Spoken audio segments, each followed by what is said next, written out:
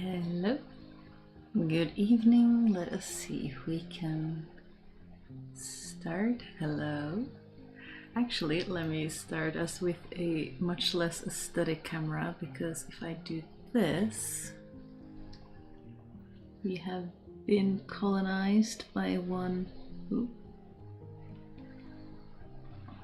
adorably snoozing little madam who is very purring and very cute. And I'm gonna start talking now, so she's gonna be a little bit miffed because she likes to sleep in peace and quiet, and then if she has had peace and quiet for a while, she might run away from me when I start talking or doing voiceovers and things, but we shall see how long we have the company. A lot of people saying they never noticed that it is a loop of Embla actually snoozing and not a static image. Yeah, maybe I should make something a little bit more obvious, but I kind of like that it's a little bit subtle. That you don't really notice unless you, stare at it, which you don't really have to, but it's, she is snoozing. Maybe we should have soot purring or something. But not all details have to be big and loud and obnoxious, am I right? Sometimes little Easter eggs like that can be very, very nice. Nice pin, thank you. I mean, it is the season. It is the season. Although it's the season all year around, really. But a little bit more this month, and then it's also next month, which one thing at a time. Hello, good evening, good night. It is 5 p.m. where I am, so it's like a nice after dinner, not quite evening yet. Like in my head, evening is like after 6-7 p.m, but that is probably just semantic. Weird question. I have just heard you say miffed. I've never heard anyone outside my family use that term. Any clue where you learned it? I think it might be British English, so if you are in the US, that might be why you haven't heard it in other settings around you, but I'm pretty sure I've heard, I came across it watching British shows or reading British books and that kind of content, so you might find more miffed people and perturbed and other amusing words if you look at. Miffed is an older word. I've heard it several places.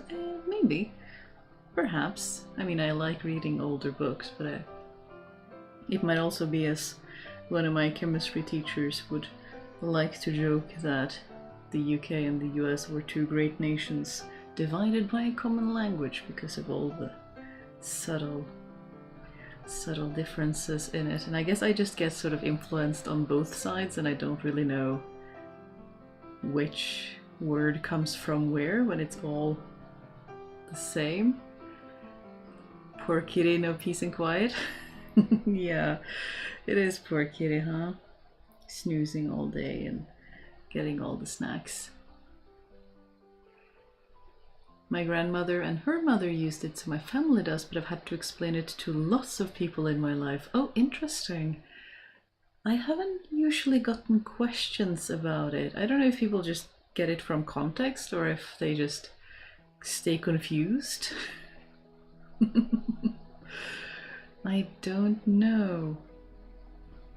But I do like collecting fun but specific words. I very much have that bookworm thing. Well, you'll be writing a sentence and you will insert a word in the sentence knowing for sure that it fits there, but you're not really sure what it means. You just know that it sort of fits within the shape of the sentence, and then you go into the dictionary and you look it up, and the definition of it, even though you couldn't place it, just fits perfectly as what you wanted to say, which is a really strange delightful but also confusing thing to have happened. You know, it it does fit perfectly, but you couldn't tell why when you wrote it because you didn't remember the definition of the word.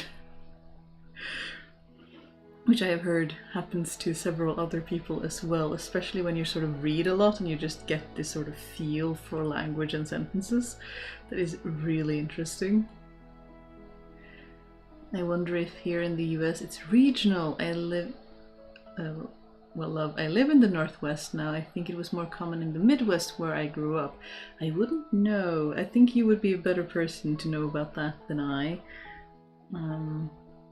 But might be. I am not that well versed in dialects and word choices of the US regions, but that would be an interesting thing to look into, because I mean, similar to how, you know, in the UK you'll have London and England have different word choices than Scotland, up top in Wales, of course, but different. Same with Norway, you'll have like the south east of Norway and you'll have the west and the north. And while we can understand one another, there are very different accents and dialects, and also different word choices, and in a lot of cases different sentence structures, to like people learning Norwegian's poor frustration that if you learn Norwegian in the north or in the south, like the sentence structures tend to be flipped, which frustrates people terribly. And I feel so sorry for them trying to learn Norwegian when we just keep throwing different words around and especially different like curse words. Like in the south they're a lot more religious, whereas in the north they're a lot more body oriented, which is super fascinating to me in terms of history, because they couldn't really bring religion, especially Christianity, that far north because of the harsh weather. So this sort of stays as this divide, that the areas that were thoroughly Christian during the Crusades have mostly religious curses, whereas the regions further north, where they couldn't really reach properly, they tried, but they couldn't really do the region like entirely. They still have kind of a focus on bodily curse words, if that makes sense, you know, especially rude body parts. But I think that is so cool how etymology and dialects and word choices inform, like tell you something about history, or vice versa, that you can learn something in either direction. I always think that is really, really cool. The vocabulary in deep memory happens to me often. Yeah, I have the impression that it happens to bookworm people who read a lot and just sort of get a feel for sentences, and and yeah, it's interesting. It happens sometimes when I'm trying to write, you know, voiceover scripts, and I'm like, what does that word mean? Why does it fit? Oh, it fits perfectly, but thanks, brain. Adoration to the black little madam from Finland too. Welcome, welcome. We are just starting up and madam is snoozing. She's been a bit restless today, so I think it's nice that someone finally took some responsibility and sat down somewhere so she could have a nice woolly, snuggly warm lap. We have been getting overcast weather again, which I'm really grateful for, because it was really warm for a while. And now it's a little bit cool again, so I can wear my sweater, and it's raining and nice, which is good for variation. How interesting about the sentence structure flipping? Yeah, I think it is. I think it's really fun. It would be difficult to bring out an example in English, just because you flip the sentences in English anyway. Like English has its own sentence structure compared to Norwegian, but it's a fun. I assume there will be dialectic examples in English as well that I just can't name off the top of my head, where you start moving words like nouns and verbs and pronouns a little bit differently from other people, because dialects are so cool. They're so personal and interesting, and yeah, I think that word just fits in there is also thanks to good pattern recognition. That's often a strength on the spectrum. You don't have to call me out like that. It's very early in the stream, you know? We just started.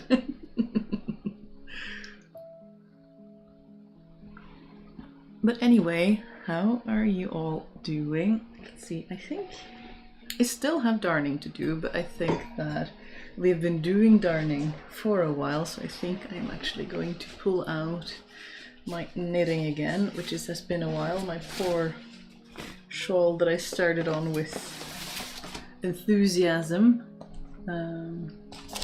has been languishing in my project bag for some time, so it's not the biggest ball of yarn in the world. Perhaps I shall run out of yarn.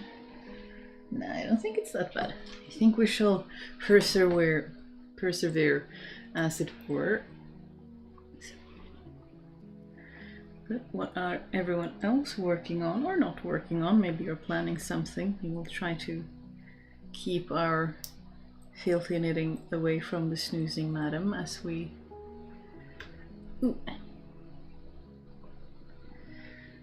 do things. I think it's a normal part of language acquisition. Interesting. Yeah, that might be.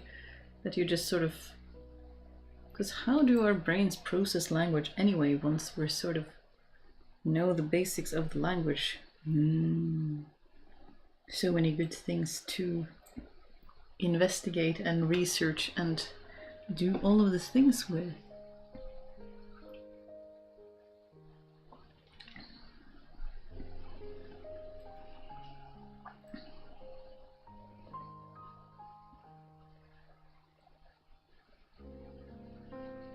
Or everyone else. Let's see. I'm trying to work but lacking motivation. I want to just snuggle up under my tree and in a hammock and sew. That does sound really lovely, but at least we can hang out for a little bit and try to do something, I suppose. I'm not sure, but let's see. Can collaborate about the lack of motivation and doing the thing, even though sometimes I think I'm trying to do that and then I'll put something cozy on, but then I end up just watching the cozy thing because I still don't really want to get started, and then I'm even more even further away from doing the thing that I was supposed to do. But we must do our best, mustn't we? And sometimes it's just that you need rest and you didn't realize it. No project today. I should be searching for a job in cleaning and planting stuff on my balcony, and I'm too tired for any of it. But I try to at least get something to eat. That does sound like a lot going on, so I hope you at least get something to eat. That is a very good start. But many good lucks in that project endeavor. It can be very hard and frustrating to do the job market searching thingy, so commiserations and best of luck in your adventures. And we are gonna get ads soon, actually, so we're gonna start, or we're gonna wait for ads for our friends who get ads, which is good because I just noticed that I actually made a mistake in the beginning. I misread my row, so that is a good start. We're off to a great start today. Maybe I should just put my needles down and do something else. Nah, wouldn't be fun if we did that. Let's see. Back to the start.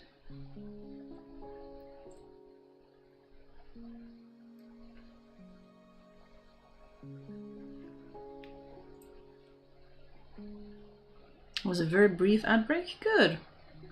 Don't know if most people are back yet, but maybe we can assume so on the dot.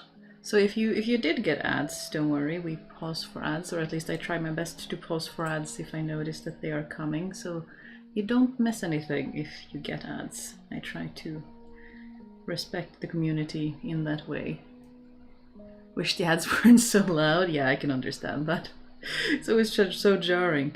Maybe it's me that is too quiet, so like if I increase the volume of everything, you will be able to not have the ads be so loud by comparison, I suppose.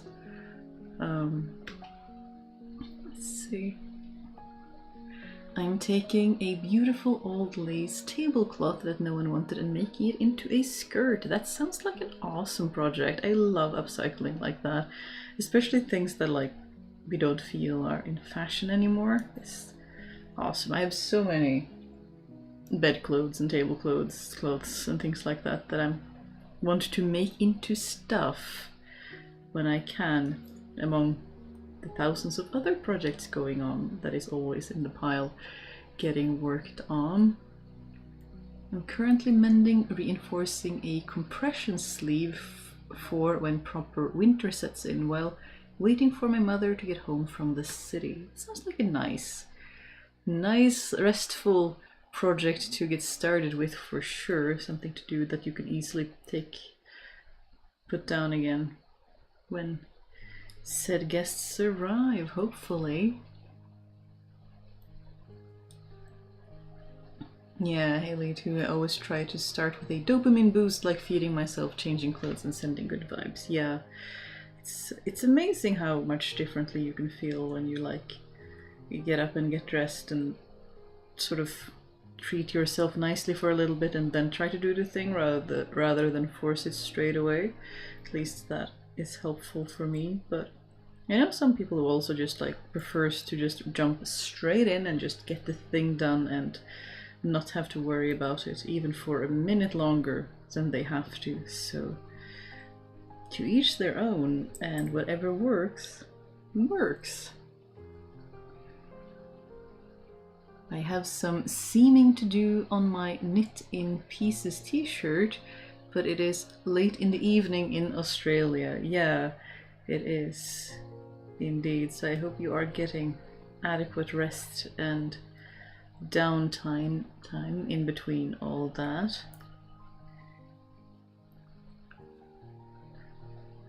It is handmade lace from 50-60 years ago. Oh, from the lace tablecloth? Oh my goodness. Handmade lace takes so long to make that it's hard to even imagine just all those hours. Hello from Argentina. You'll be accompanying me through the end of laundry and beginning of lunch. It is midday over here. Lots of noises, so I might miss a thing or two. Well, I am glad to be joining you for those tasks. They all need to get done, so it's nice to have some company while doing so. I just came back from visiting a friend of mine, and one of the things we do the most when we're not just snuggling cups of tea over the dining table is cooking or doing laundry or doing odd things about the house while chatting together, because that's just life, I guess. There's always something to do, so why not do it together? And Del says, I'm just having my late lunch before I continue tearing up a cotton shirt from the charity shops so that I can harvest the cloth. Sounds like an excellent start to an exciting project.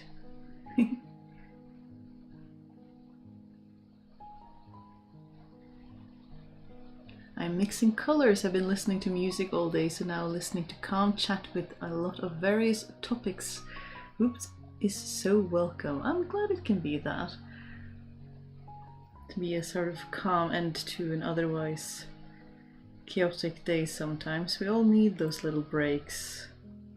And I enjoy the breaks in these lives as well, where I have to sit down and work on something with my hands that I don't generally prioritize otherwise. So it is not a one-way street by all. About the lace tablecloth, I try my best to hand stitch tiers in lace. Oh yeah, that can be a challenge. I have inherited or found secondhand handmade bobbin lace and things like that and used it for skirts, and it unravels so easily. My goodness, you have to be so careful when you work with it, because suddenly it's just falling apart in your hands and you have an inch or two less of the ribbon than you thought you did, which can be a challenge when you design the projects around the materials you have and not the other way around. I've tried sewing them shut and using fusible interfacing on the backside to hold it, and they just keep opening. Yeah, some lace is really prone to unraveling and it can be really challenging. I don't usually have really long or wide seam allowances, but with handmade lace, like, they have to be because they unravel so easily. It's a bit scary. And they're all handmade, so you just feel like every stitch that accidentally unravels is work someone spent so long doing, and I just feel bad, but what can you do? At least it gets used, which I do prefer. Please do not increase your volume. Ads have always been invasive and loud. Yeah, we have that too in some television channels, like when we visit relatives who have the television on, that you know the program will be at the volume they prefer, and as soon as there's an ad break it's several decibels louder and you're just shocked. And you know they do it on purpose, you'll pay attention, but it's still very jarring.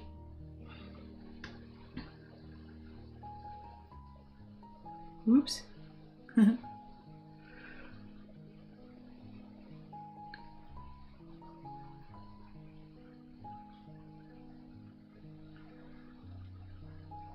It's a few hours after dawn here. I'm mending, but stopped to boost the crock pot and have some tea and cake. That sounds like a very nice break to make sure one is fed and watered and all of the things.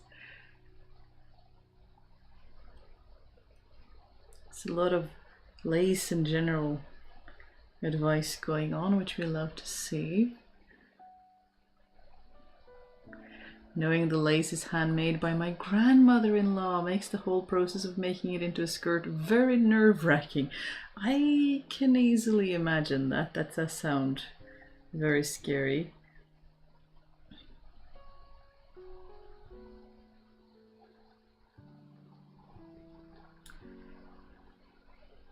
I mean, not needing to turn the volume to max to hear anything and then having ads be physically painful might be nice. I know, right? The eternal battle with noise reduction and volume normalization and all of the things is just endless. And some people will tell you that you're too loud, and some people will tell you you're too quiet, and it's... Luckily I haven't gotten a lot of that, but I know some fellow YouTubers who really struggle with audiences that have, you know, either extreme and both want to be accommodated, and you can't do both because, yeah. Mute ads as fast as I can, it's a good strategy. I'm always worrying how this is gonna turn out when I'm trying to talk to you and knit at the same time, and suddenly I will be wondering where I was and where I went wrong. So far I think we're doing alright though. Fingers crossed. Takes long on mobile. You mean to mute the ads? That must be frustrating. Yeah, I haven't seen how the ads work on YouTube mobile. But it is a little bit fiddly when I'm used to just being able to click a button or hit a hotkey combination, which I do prefer. I find it a lot faster. I recently read an article about modern sanitary product and the plastic and toxic chemicals they contain. This has just lit a fire under my bum to make reusable pads. That is an excellent plan. I actually had the friend that I visited made a couple of reusable pads and shared some with me. They still need a little bit of top stitching, but they're done. They just need to have the towel inside sort of attached. I also I know friends have tried several different products in various shapes and forms, and they all seem to work fairly well. Like you have your reusable pads, and you have the cups, and you have like other things, and yeah, it's nice to not have to rely on something you have to buy again and again and again. I'm the same with paper towels. I just don't like having to put it on my shopping list all the time if I can avoid it. So we have a lot of cloth napkins, some prettier than others, like some we inherited from estate sales and stuff, and some I just made out of old bed sheets. And they work so well, especially the old bed sheets are so absorbent. They just clean up spills so fast, and then when I have a load of them, they just go in the laundry, and suddenly I have new ones and I don't have to buy more, which I find really convenient, to be honest with you, because I find it frustrating to have to remember stuff all of the time. I love my reusable pads. I hope you enjoy yours. I started using them later on, but used only them for the rest of my time. Yeah, I hear a lot of good things about them, and it's like we throw our other underwear in the laundry. Why is the problem with reusable pads? Sometimes people have a very strong reaction to something, just like, yeah, but it's not a problem, I don't think. That's why we have the laundry, isn't it, to clean things. It takes me a few seconds to mute the ads, sometimes less. Usually I push pause first. I don't want to listen to them. Fair. However you manage them is good. I wish we didn't have to have them, but such is life, isn't it, in terms of trying to make content that is technically available for free to everyone, but then you also have to have the add things. I hope to be able to try to use the ads for something good in time, though, like maybe we can do something for the community or something, but I haven't quite figured out what that looks like in my head yet, but one thing at a time. We shall try to figure things out. But yeah, I am a huge fan of reusable sanitary products for that reason too, because I don't like having to remember to buy things that I could just as easily make once and then throw in the laundry when I need it, or clean in other ways. I don't know, maybe I'm just strange. I just like having things that are reusable, then I don't have to remember to replenish supply and that kind of thing. The exception being things like soap, which I will just buy when I see an offer on it and use it.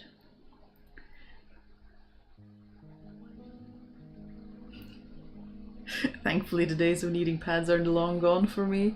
Life after menopause is glorious, and no more of that ridiculous expense and pain. That does sound nice. It is an honor to be able to live so long, isn't it? To have survived thus far, because the alternative is not having been able to do that. So absolutely support being proud of and celebrating reaching the milestone, and I think I too shall absolutely celebrate if I manage to get that far. I'll probably be frustrated in the interim, but it'll be interesting to see how things change on the other side. I'm not trying to object to you having the revenue. That is what I do all the time for everything I watch or listen to. Yeah. I'm not taking it as that at all. I'm just eternally debating, you know, not really wanting ads, but having to have ads, and not really wanting to bother you, my viewers, my community. So don't worry, I'm not taking it as that at all. I just, if I could choose, I would hope to be able to not to, but I can't at the moment. So the best I can do is to try to pause the live when we get ads, so that if you get ads, you don't miss anything that we're talking about. And I hope that is sort of a kind of band-aid to the frustrating, all-encompassing presence that is ads, that is just, the internet is just run on ads. That's just how it is. But don't worry, I don't take offense or anything like that. I'm in the later stages of the whole menstrual thing, and I don't go out much, so I can get away with a little bit of experimentation. I like that attitude. It's very good. I like gentle experimentation with anything and everything, because yeah, I just like an experimental approach to life in general, because why not have fun? Why not just approach life with curiosity and joy? And I find there is a lot less guilt and despair and perfectionism when I'm like, I'm not trying to do this perfectly, I'm just doing an experiment and we will see how it goes. And as we know, as good scientists of our own life, experiments don't really have bad results, they just have results. You either find something that works or you need to tweak it to make it work. And I really hope we can help people be a little less perfectionistic, because it's so damaging to people. I've been wondering how efficient hand-woven waffle weave would be at absorption. It's an interesting question.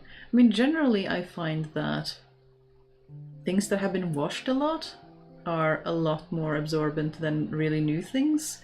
I'm not sure how that compares to hand-woven versus industrially woven things, but I find that when I find really old towels or really old bed sheets that are like washed really thin, I can layer them several on top of each other and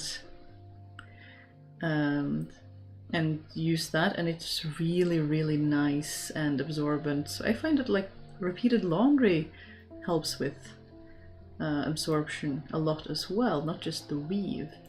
And we are about to get ads again, so we shall take another little tea break.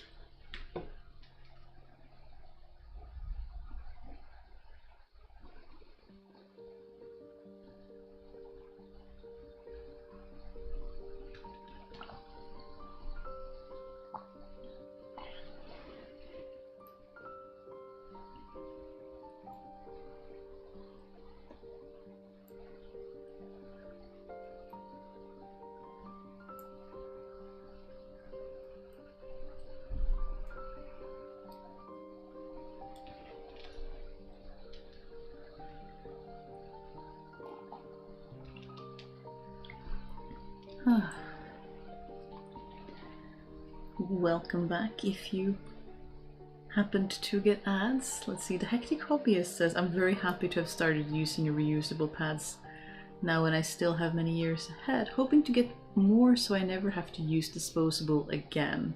Unrealistic, but a girl can dream. I have disposable ones in the house as well, because you never know if a guest suddenly, gets it and if they've forgotten their own products, and it just seems nice and hospitable to keep a little pack at the back of the bathroom closet just in case someone needs it when they're visiting you, because just like we keep a couple of, unopened packs of toothbrushes, again, if we have a guest who has forgotten or needs to stay suddenly, then at least we have items so that they don't have to rush to the store or go without for a while. So yeah, I don't think like no disposables is necessarily the goal, but reducing is definitely something I strive for, more than elimination, because that can again lead to that perfectionistic thinking of, it has to be perfect, zero waste, it has to be perfectly cyclical, and it gets really, tight. And yeah, I prefer less black and white thinking, because I haven't found black and white thinking to be beneficial, if that makes sense. Would it be helpful to maybe run a sound experiment where you increase mic input level so that people can turn down the stream, so that would reduce the volume of ads? I don't hear ads, so I'm not sure how large the difference in loudness is. Well, we could try that. I already have increased the microphone a little bit. How did I do that? Where are you? We can do that. Let's see, if I take this one and hold your ears for a moment, I shall go from 5 decibels to 10.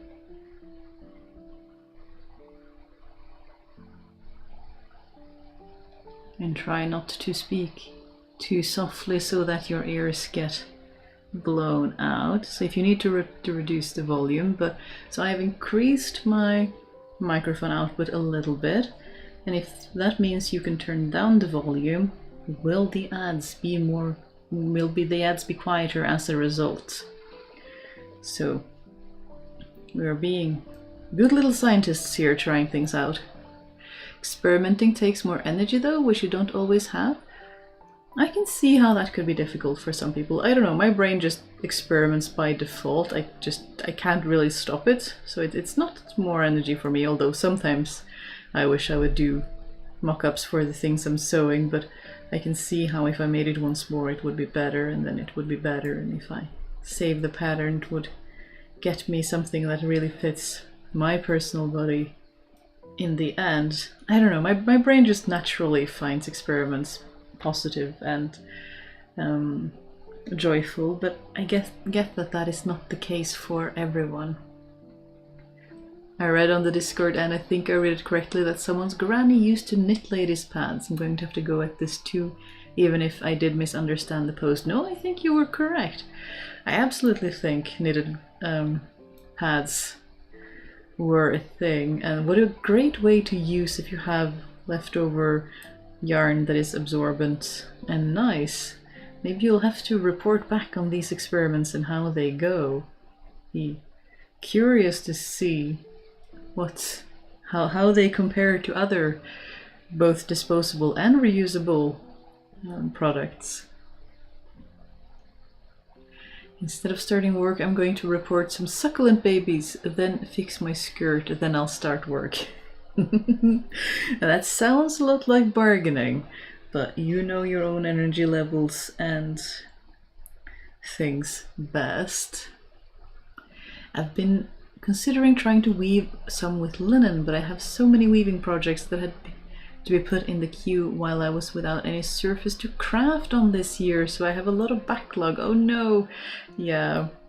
I would really love a loom to make bigger projects. Right now I just have like 2 rigid heddles that can technically weave fabric that is about year big.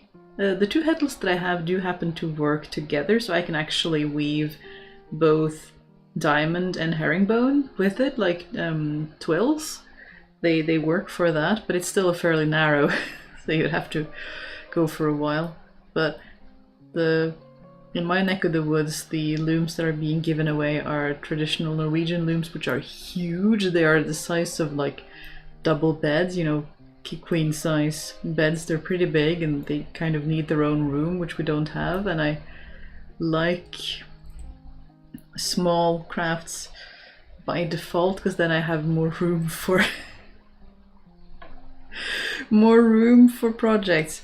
And of course the gorgeous Ashford floor looms are quite pricey. They're not something you can pick up secondhand for free, so that is not really in the budget yet, but they are gorgeous.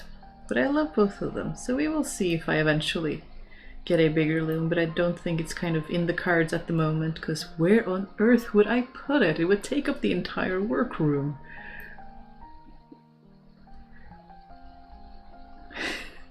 Repot, not report. I did misread that and was wondering how you were going to report the succulents, but that solves that minor mystery. I recommend soft and absorbent material like t-shirts or some Egyptian or Turkish cotton towels. That sounds excellent. And speaking of weird tangents that we go off of, but I do so much support sanitary products, both information and availability and all of the things. So why shouldn't we talk about it like we talk about other things and menstrual health and these things? I cannot imagine being comfortable with either linen or wool or hand knitting textures on such pads, but everyone is different. Yeah, I figure that's why we do like one and then see. Maybe it doesn't work, but it wouldn't take a lot of thread to do such an experiment, but I wouldn't make, 20 at a time and then test them. I would test one at a time and see how I find them, because as you say, everyone's different, so maybe something that works for one person won't work for the next, and that is worth experimenting with, absolutely. Linen is the fiber that feels most invisible to me, so to speak. Interesting, yeah. I can kind of see that. That works. That would absolutely be worth experimenting with. To my ears, your voice is not much louder, but I think you did it subtly on purpose. It's easier to hear and the music is less distracting, demanding of my attention. Yeah, I tried not to sort of speak loudly straight away or normally straight away, just in case someone was wearing ear headphones and found it a little bit too obnoxious, but I guess that makes the experiment a little bit harder. But I did try increasing the volume a little bit, but not too much at a time. But it's good that it's not too distracting. This is all excellent information. I just like to do my own thing and find what works best for me. I was thinking to knit them using cotton yarn. There are so many different experiments here. I love to see all the different ways we're dealing with and working with and thinking about this very common conundrum that we face with regular timing for like half the world's population. Well, slightly more, isn't it? Like there's a slightly higher percentage of people, but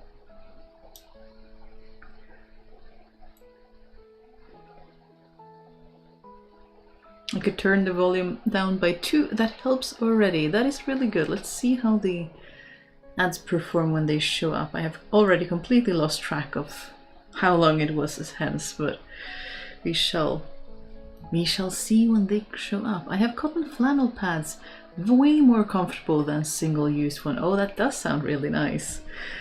That is. Flannel is very useful for many things. I like when I find one fabric shop that I've found has like really, really thick flannel, which is really soft and nice and great for towels and taking care of little ones and stuff like that. And it's just super, super thick and soft and lovely, and it's going to take a while to wear out, which is super nice.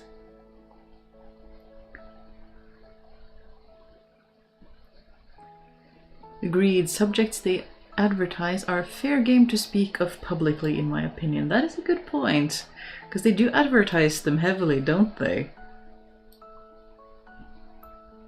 Strangely enough, I had the idea to use a piece of light polyester quilted jacket as the base layer, and I've got harvested t-shirt fabric and this current cotton shirt lined up as top layer.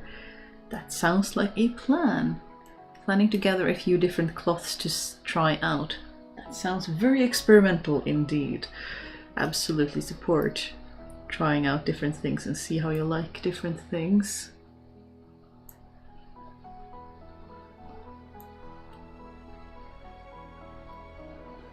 The more affordable fabric shop in my city is closing down and I'm heartbroken. Oh no! That is very sad. I feel like it's the same everywhere and everyone I talk to, that fabric shops are closing down at a despairing rate. We have some larger, fast fashion-esque, large volume, low quality fabric shops around here that are taking over from smaller independent shops with their low prices and warehouse style, but I saw more in the small independent shops where people have a lot of expertise and knowledge and care. We have one nearby, luckily, that is still alive. I hope she will manage to keep operating. She's been around since I was quite young, and they did recently, or like a few years ago, expand into a bigger shop, so fingers crossed that they are actually doing alright, even though their small shop was in a mall, which I think have higher rents than just outside, but I hope they are doing well. I try to buy at least a few things if we are in that area, just to make sure that I try to support them when I can.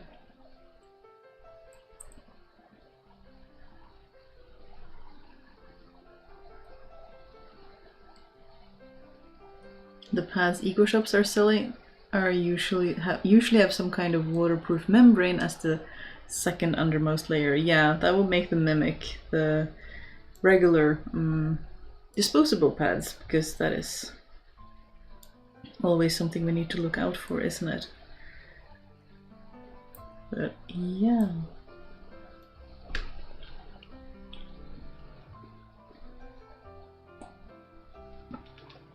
I am loving having figured out how to make the streaming software call the microphone on my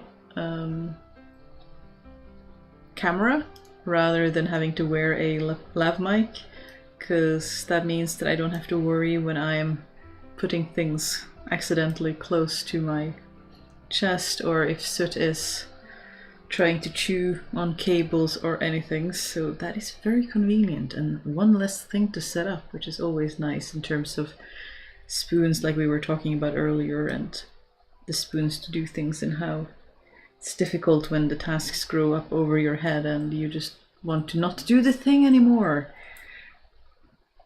So very much support simplifying things.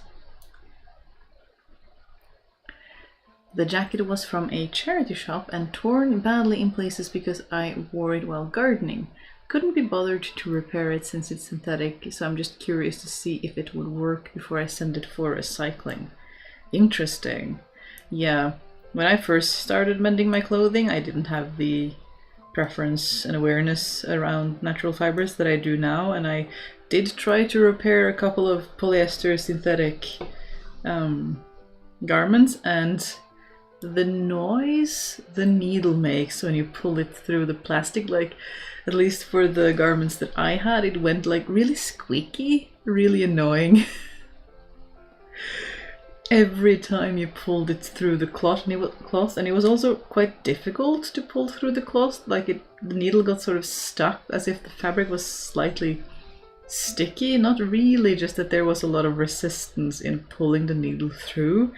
So I relatively quickly abandoned that project in favor of repairing natural fiber garments and not really polyester garments, because it was not very pleasant. It was a bit of a sensory nightmare, all that squeaky noise from clothes that were not that high quality in the first place. Yeah, the polyester symphony, yeah. I didn't think it was unique, but I just don't want to assume, but yeah, it was very noisy. I think if I was doing it today, it would be for things like jackets or outerwear, if something that you can wear for a lot of years with other clothes inside, so it isn't touching your skin directly, and you know that if you fix it, it'll last for a long time still. But for regular garments, I just phased them out and looked for other things, because it was just too frustrating to have to listen to that squeaking and try to repair it in the first place, because it would be so thin and so difficult to repair, and once you repaired it, it would just break in a different place straight away, which nobody wants to have to repair it. Something straight after you've just repaired it, that is just rude. Sometimes socks feel the same way in winter, but that's usually just because I haven't, extended the darning thread far enough to encompass the threads that will be weakening. But we all learn as we work, don't we? Same with acrylic yarn, squeaky? Yeah, I would struggle with that. I don't enjoy fabric and yarn that squeaks.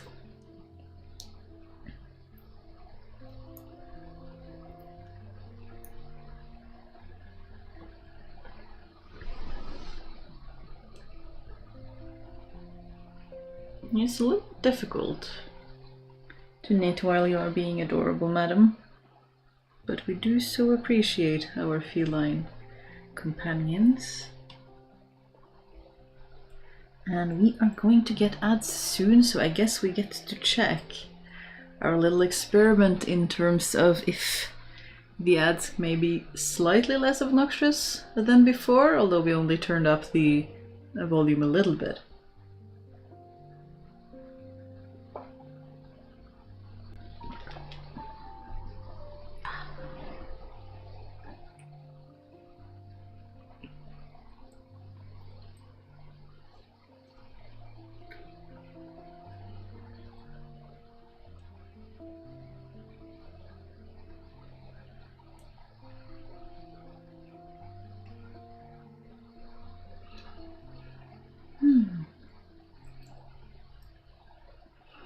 Oh yeah, amigurumi with acrylic yarn, drawing the yarn through those tight stitches. Sometimes it has to be done, but oof. Yeah, I've never tried the really tight stitches of amigurumi. I have a spouse who does sometimes though, and they crochet really tightly, so that seems challenging when you also have yarn that, you know, sort of holds on to the needle. I just find that really frustrating, but we are not judging yarn here. We just have personal preferences.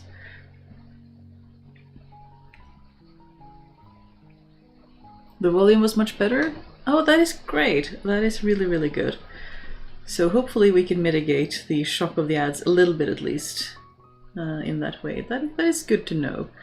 I suppose that is some of the downside of being soft-spoken when I talk to you, is that I also need to consider raising the volume a lot more to compensate. At some point when I have less urgent things, I plan on sewing more simple recycled items on paper towels, an old bathrobe, and a former flannel pajamas, but both with uncomfortable design. That sounds excellent. It's a very good project indeed. I do want to do more recycling, upcycling, I don't know, side cycling projects in time. It is a lot of fun, especially when it's something that I wouldn't use. Like, we have inherited a fair amount of tablecloths by now, and also towels, and it's more than we really need, but it seems a shame to throw it away even though they're old and worn, because they still have use in them. So hopefully we can do some projects with that. I will be curious to see what we can come up with in between everything. I had the great idea to use acrylic yarn while I was learning to knit, so I picked up every ball I could find in charity shops, only to find out that I couldn't endure the squeak. Oh no! That is really frustrating when you actually manage to get yarn to get started with and you can't handle the noise or the squeakiness of it. That is really sad. I hope you managed to find some other yarn you could work with as well. I do occasionally see cotton or wool yarn in the charity shops too, but there is more of acrylic. That is the more common fiber for sure.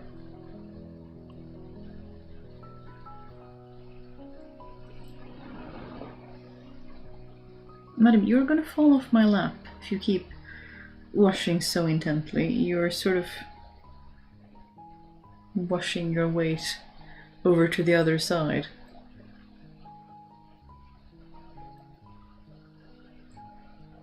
I don't know if it's just a cat thing to do, but sometimes she will sleep and she will just slide further and further off my knees.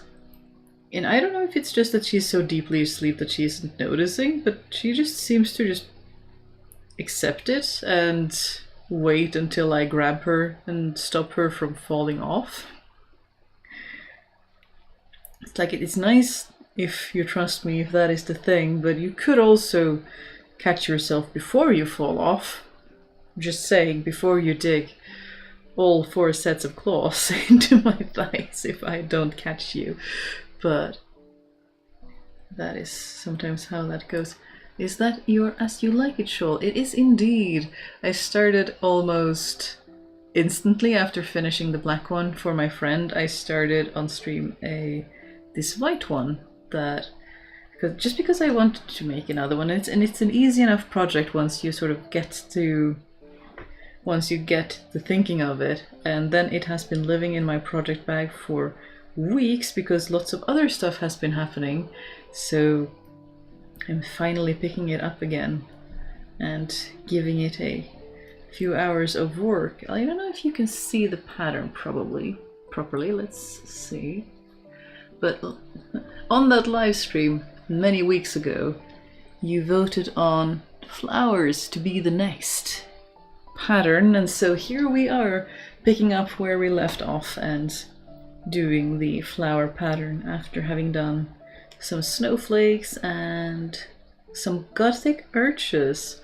I think I'm gonna sort of keep going for a couple of rounds, like longer than the old one, and just keep going doing the same pattern for a while before switching. I don't know, it leaves a lot of options, doesn't it, that you can do many different things. So indeed it is the old As You Like It shawl, and I'm kind of tempted to make more of them because they're quite easy to do as a brain needs rest a task, but nice enough they make good gifts and warm shawls and blankets to keep around the house. I don't actually have a good triangular shawl. I have several blankets, rectangular blankets, but I do have the Suntag that I wear in winter that a friend made for me, that I feel like I could also do with a good triangular shawl.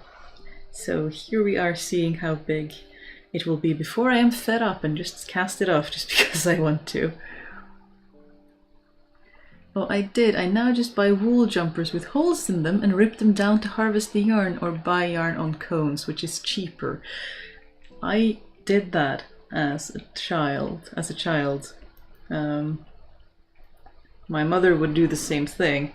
She would buy either things like from the factory that were made wrongly, and we would sit and we would unravel it in the evening, and we would pull and she would whip it into a ball of yarn, or we would often work at, because we were in band, flea markets, and that was one of the way band in Norway generally makes money, is that they arrange flea markets and would buy broken or old or sweaters just for really cheap, and we would just sit and unravel it for yarn so that she would knit more things. So I am very familiar with this process. It's interesting that you say it's cheaper to buy it off the cone, because if I buy it off cones here, it's not really that much cheaper than just buying it as a regular ball of yarn. But I think there are agreements here between the big Norwegian spinners that spin with Norwegian yarn or wool, that are the ones that I prefer to buy from, that if you buy from the producer or if you buy from the shop, it's the same price. They have an agreement there so that it doesn't matter where you buy it, so that you can support the shop and the producer. So I will just jump between, like sometimes I'll buy from a shop if I'm happening to be close to one, and sometimes I will just order it from the producer if I need a larger volume and I want to make sure they're all from the same color batch. But I like that they have that system. And the cone isn't actually that much cheaper here. It's pretty much the same price. It's just that it's a very much more compact form. So it's very nice to just have 1 kilo of a cone instead of 20 little balls of yarn fluffing up everywhere. But it is just a preference, I suppose. Also, it's all continuous. You don't have to splice it. Sounds so cattish? Yes. It is very much cat behavior, isn't it? Just doing as they wish and expect other people to accommodate. Maybe we could learn something from that. I wonder if they try to adjust into the most comfortable position trademark while sleeping and disregard the stability. It wouldn't surprise me, to be honest. Like, they're just sliding further and further down into more comfortable position until they just get yeeted off. Maybe we shall never know. Mystery. Cats are liquid, so it's logical, so she's slipping from your lap? I suppose I could accept that argument. That system sounds really great. I wish we had something like that here in the UK. Yeah, I'm not really sure how the details of it work, but I support it because it means that there's no incentive to not buy from the local yarn shop down the street if you're in the city, instead of just buying from the producer, because it comes out the same to the customer, which I am in support of this, because it helps small shops survive.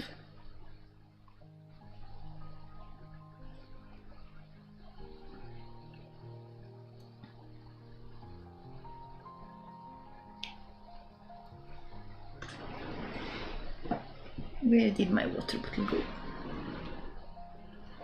I had it. It's just me, madam, and my eternal water bottle.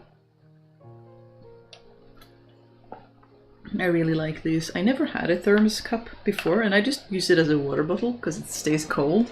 And it's so nice. I usually go for like big water bottles, but I went for a like regular to small sized when I splurged on these. And it's nice because they just fit in my bag and they don't take up too much space, and you can usually find somewhere to refill your water anyway, so it's not a problem.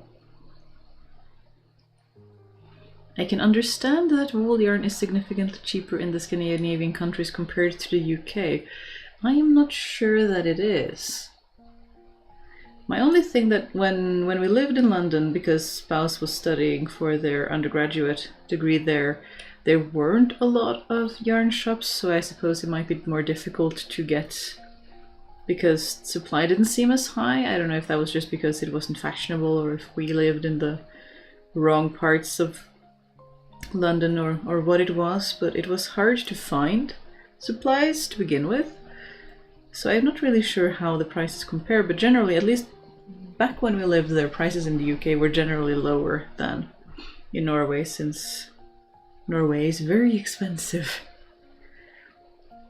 But I don't, like with fish, we don't usually enjoy much lower prices because a lot of it gets exported. But that is a rant that I don't know enough about to go into, so it's interesting. But it is interesting how these things influence price and supply. That's true, not many high street outlets. Yeah, that was our experience as well. Not anymore, yeah, there were... We didn't get hit. We still have had inflation, but not as bad as some of the stuff we saw from the UK and elsewhere, so in that instance we should count ourselves lucky. I remember we had a friend from London visiting us when we had moved back to Norway, and he said that he realized the inflation was bad and the economy was quite bad when there was no, discounted, I think it was Easter or Christmas, chocolate after the holiday, because usually you will find like a little shopping cart or something with like 50% off of seasonal chocolate because the season is over, so now they need to get it out of the shop. But when the inflation really started hitting hard, there was none of that, no discounted anything after the season in question, which I have never experienced before. The 50-gram ball of wool yarn is anything from £10 for pure wool and upwards. Yeah, that is more expensive than Norway. That is quite a lot. I think I would, if I assume the pound is 10 NOK, I could probably get 50 grams for... haven't bought yarn in a while, but I would guess somewhere between 5 and 7 pounds, maybe? I would have to go check. I don't have the prices in my head because I have quite a bit of yarn lining up and I should use what I have. And a friend did give me 2 cones because they are mad and they keep giving me gifts, and that is actually what I knitted their shawl out of, because this white yarn and the black yarn are both from cones from said friends. I was able to give them a gift made of the wool that they gave me. Which is at least a little bit delightful. And in the meantime, farmers are having to burn their fleeces because they have no market for them. Yeah, it's so sad. I wish there were some sort of incentive for you know, like we talked about with the leather and pleather video, that currently a lot of leather is seen as a waste product by the meat industry, and similarly these days, unlike during medieval times, meat is the primary product of keeping sheep as livestock, not the wool, whereas in the medieval time wool was the most prized product of the sheep and not the meat. And I wish that when there is an imbalance between the different products we get from an animal, that instead of composting and burning and throwing it away, that maybe we could incentivize people to use it. Like, since we know that there is a surplus of wool in the market that is getting composted, could there be some sort of incentive to use the parts of the livestock production that is currently being heavily underutilized? Because again, it's just not resource efficient, isn't it? It doesn't make sense to me. Like, why can't we have some sort of system that helps reduce the parts of our production system that is not operating at its best? I don't know if I'm finding the right words, but I think you know what I mean. That when things are getting composted and thrown away, that we should try to find ways to use it better. That would be nice. I'm sorry, I must go. I have a visitor coming in an hour and haven't been in the shower yet. Typical, I'd rather sew than do what I need to do. I'll see you on the replay. Be well. Have a good time with your guest. I hope you have the kind of guest where you can sit and craft together, because I find that to be very, very nice when you can chat and talk and enjoy each other's company while making things. Is very nice. I can buy a whole sweater for around £15, and a 1 kilo cone I've paid as little as £25. My goodness! I would pay at least £100 for a 1 kilo cone. That is interesting that it's such an enormous difference between a 50-gram ball of yarn and a whole kilo cone. That is fascinating to me. Granted, I haven't compared between different producers, but when I'm looking at like one producer and they offer me either 50 gram balls of yarn or a 1 kilo cone, they are generally just the same price multiplied by, no, not quite multiplied by 10 or 20. So I guess maybe it's a little bit cheaper, but it's not by much, which I don't mind because it's the same amount of product. And we are about to have ads again. Has it really been 18-20 minutes since last we had ads? That time flew by a lot faster than I thought it should have.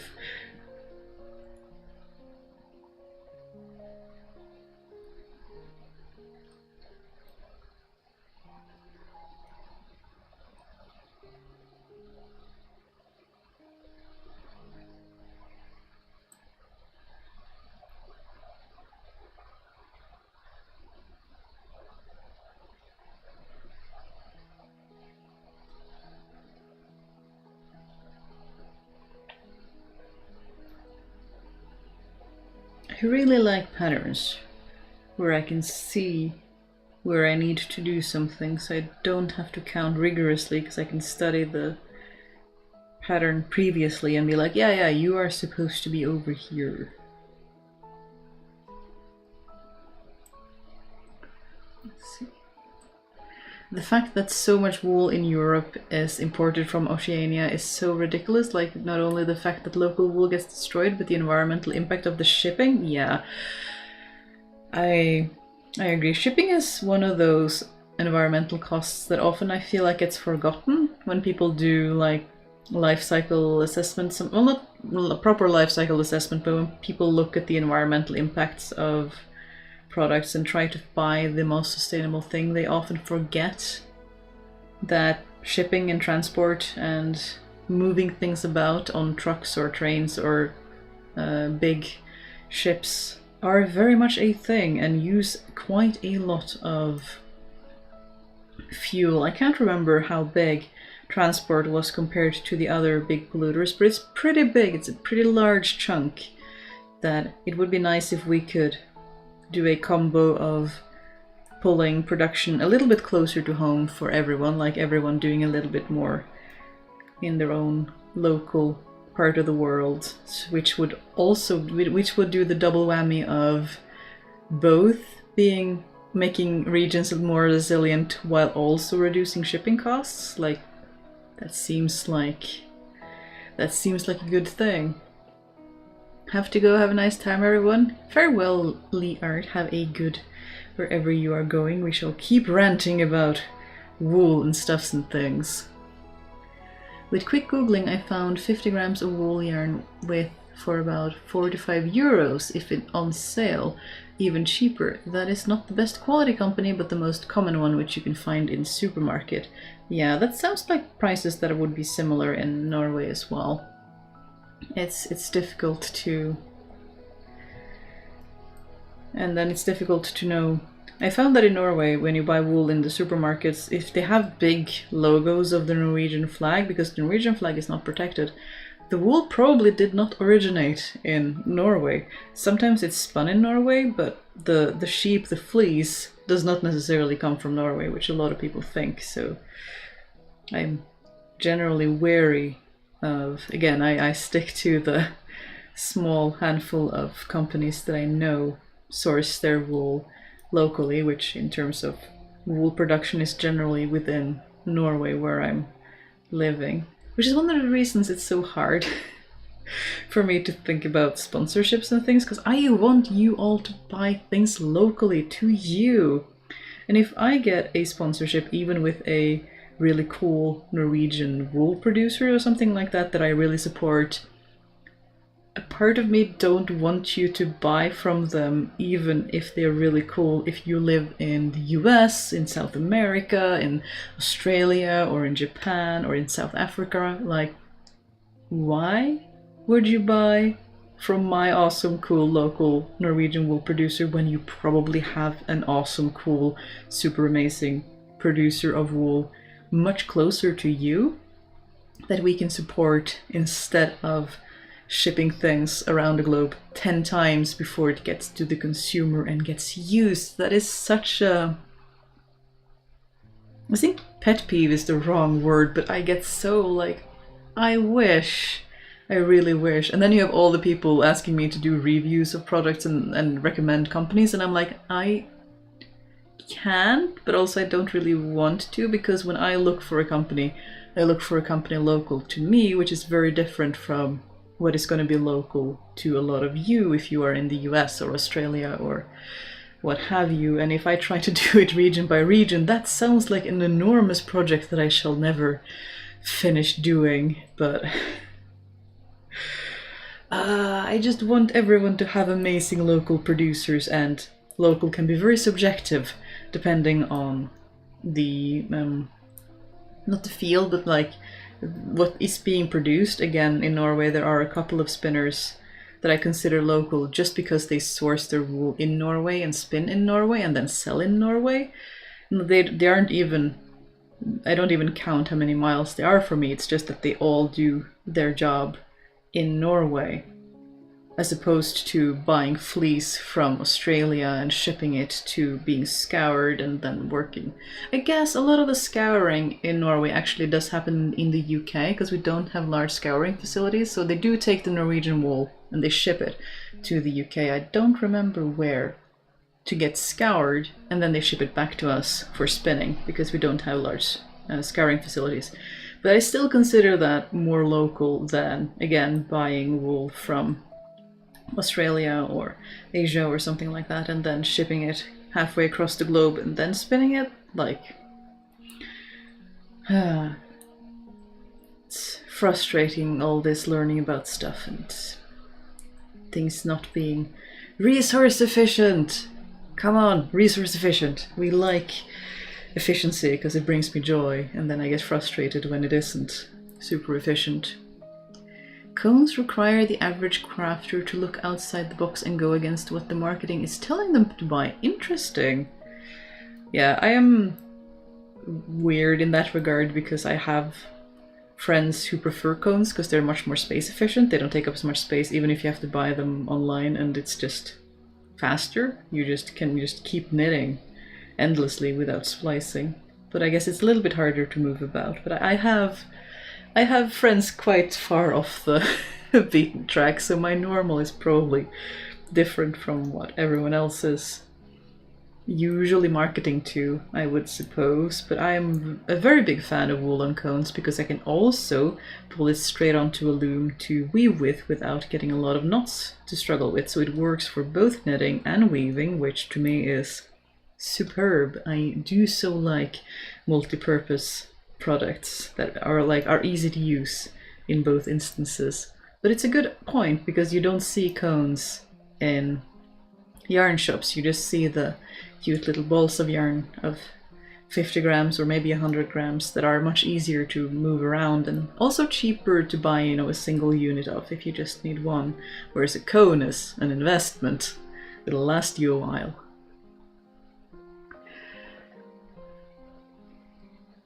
I was never a good juggler, so it's cones for me every time. Cool, I can support that.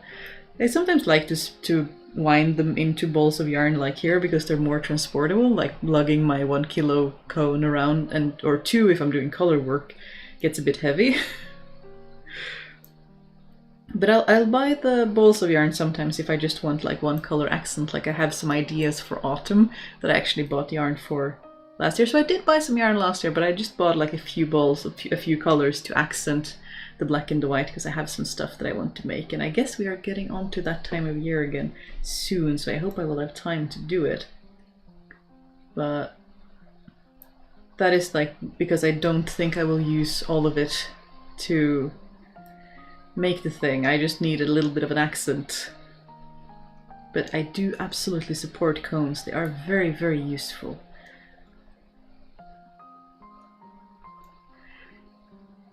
At least I have the option to wind a ball or two for my cone if I want to. Yeah, exactly. And then I can bring that along if need be. So I absolutely support that.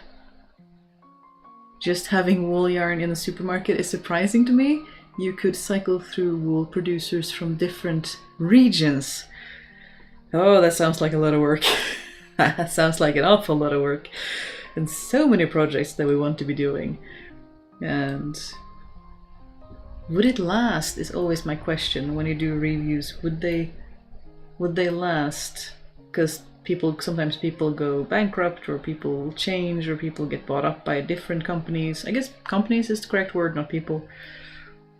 So it's a concern that would it actually be timely information for people when they are intelligent and can probably do their own research and look around and see if they can find local producers close to them. And especially like being in Europe, I'm just used to, if I try to do local research for producers in France, I expect most of that to be in French, which I do not speak, or in Finnish if it's in Finland, and I can't do that research for you because I don't know how much I can rely on Google Translate and how to figure out what actually is reliable and what actually is just an incorrect translation.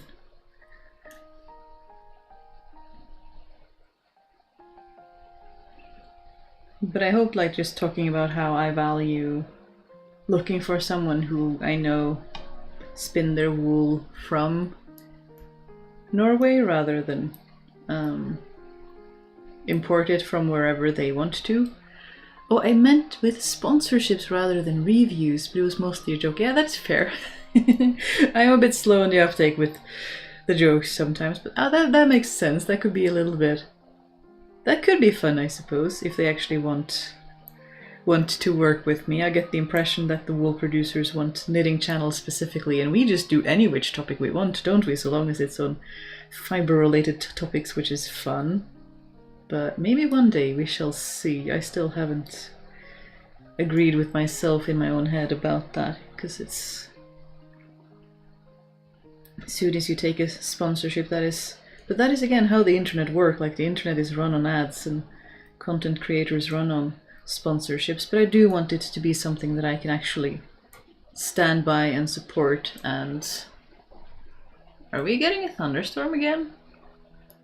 There is suddenly a very large sound of many rain.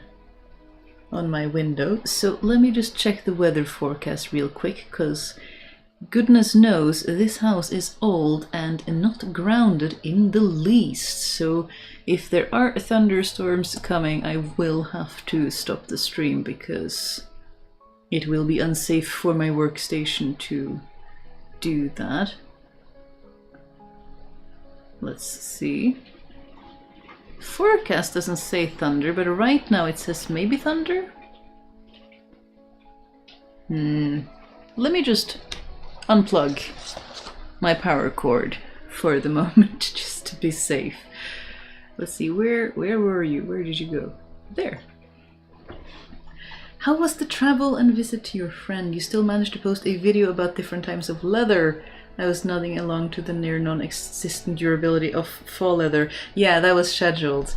I want to get to a point where I have like a couple of videos saved up so that when I want to do a longer project, or I want to visit friends, or something happens that I need to address straight away. Like last year there was a family emergency that took quite a bit of time from working on the channel. So in an ideal world, I would like to be like approximately 1 month ahead maybe on the non-live videos that, you know, the, what shall I call them, video videos where we make stuff or talk about different topics and stuff like that. So that one had been edited before I went, and I just noodled about a little bit while I was visiting my friends with subtitles and newsletters and stuff like that. So I want to work on, which is something I've wanted to since I started the channel, and still haven't really managed to reliably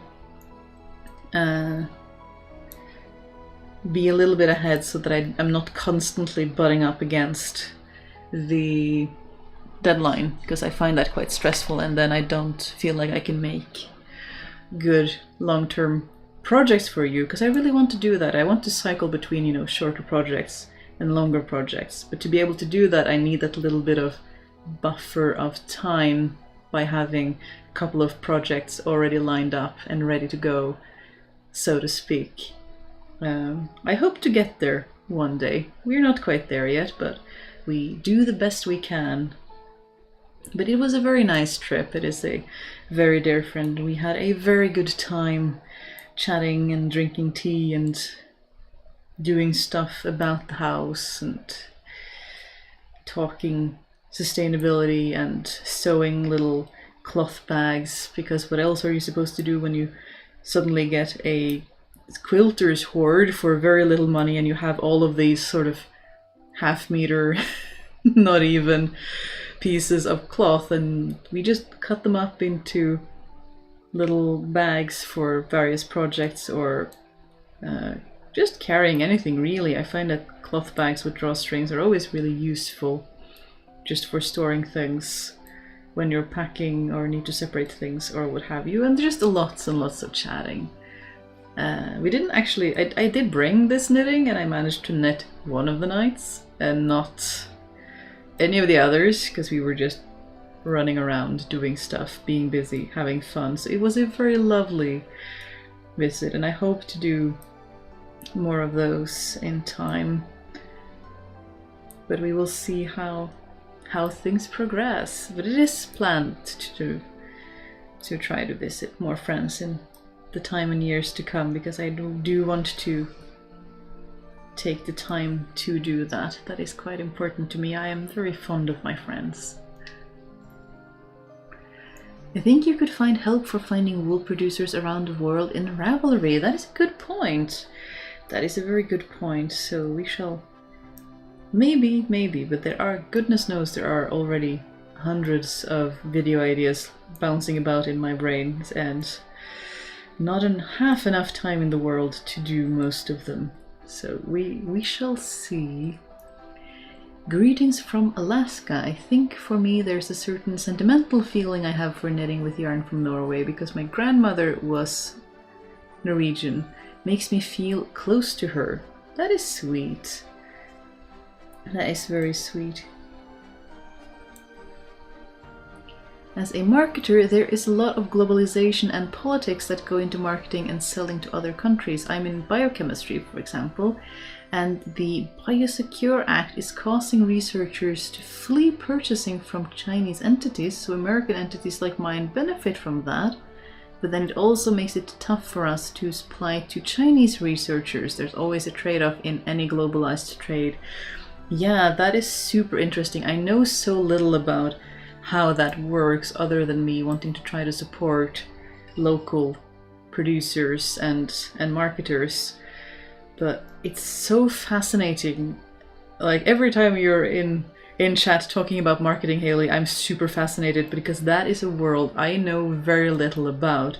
Like I've learned some marketing tactics just as a individual trying to run something to pay the bills, like this channel and all of the things, like trying to advertise myself, as it were, as a product. I don't know. But, like, corporate marketing is so fascinating and so far from what I know anything about that it's just super fascinating to hear how these different things work. And we are about to have some ads again. What time is it anyway? Oh. It's already almost 6:30 where I am, which means we have been going for an hour and a half.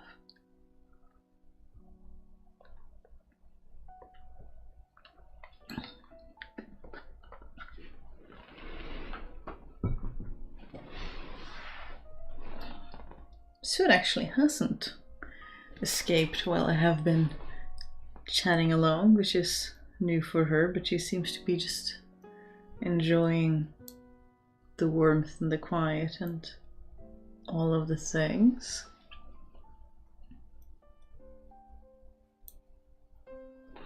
Actually, if I was clever, I would put my charging cord all the way down on the floor, because I have seen electricity bounce quite far when there is lightning in the sockets.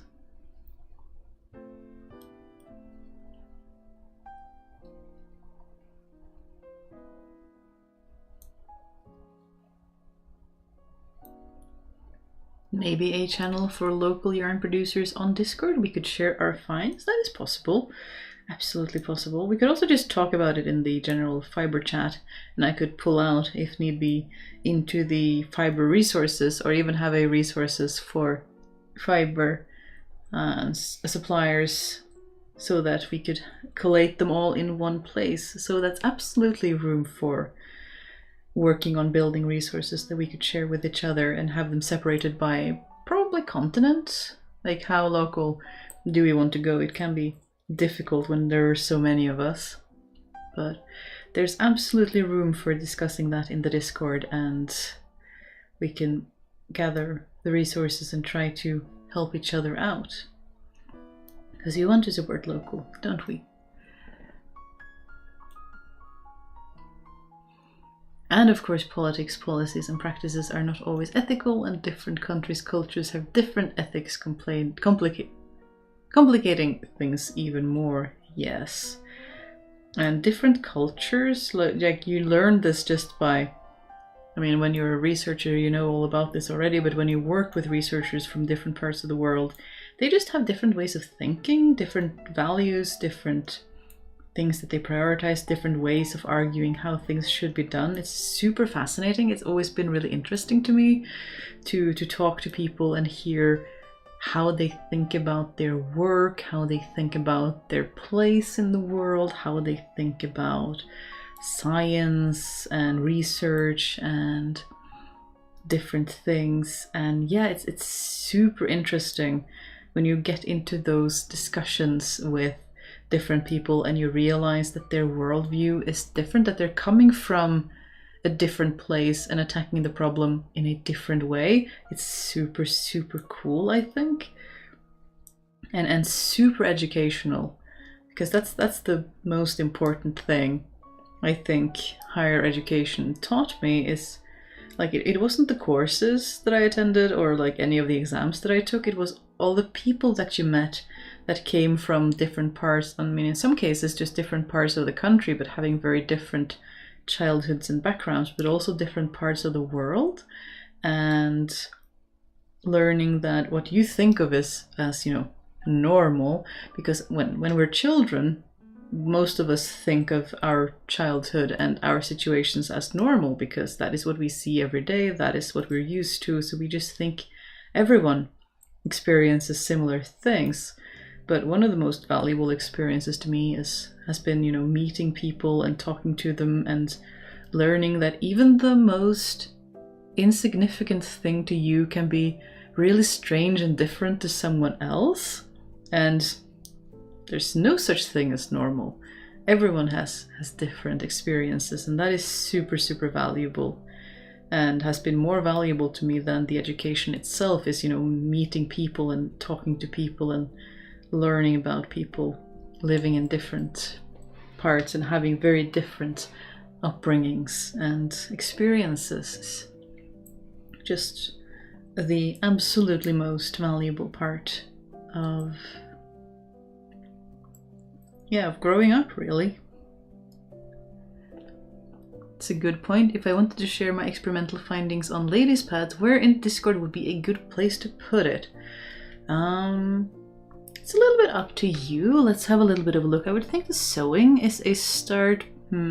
General chat could work. I mean, general chat works for everything if you're not doing anything specifically. It could also be geeky chat. Yeah, geeky chat might be a good one because it's specific topics and we are being geeky about the experimenting of things. So the geeky chat and specific topics, I would tempted to recommend that one. And could also be sensitive discussions in that section, because some people might struggle a little bit with the topic, but I mean, just try out something honestly and see. It's usually... I try not to be too precious about where things fit. So just try it out and see.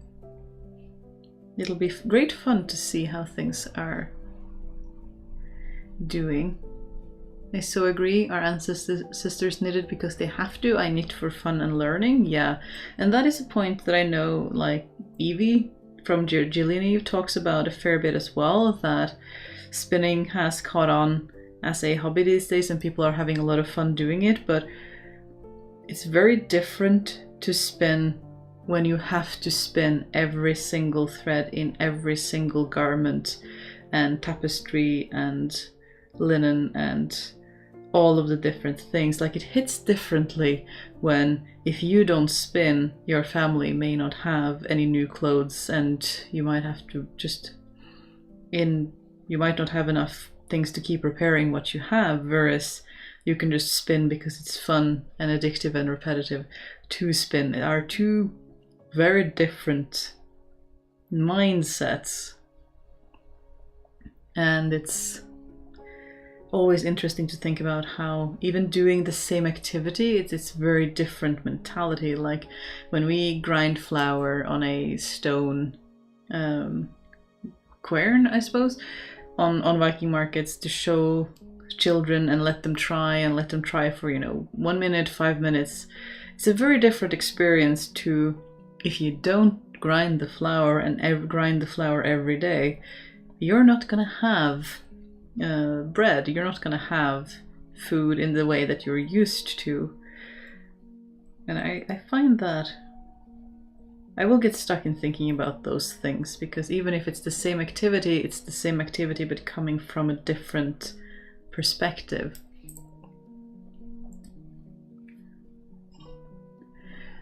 My goal is to make marketing a far more ethical, useful, and engaging practice. There's far too much manipulation pushing breaches of consumer privacy. It can be so yucky.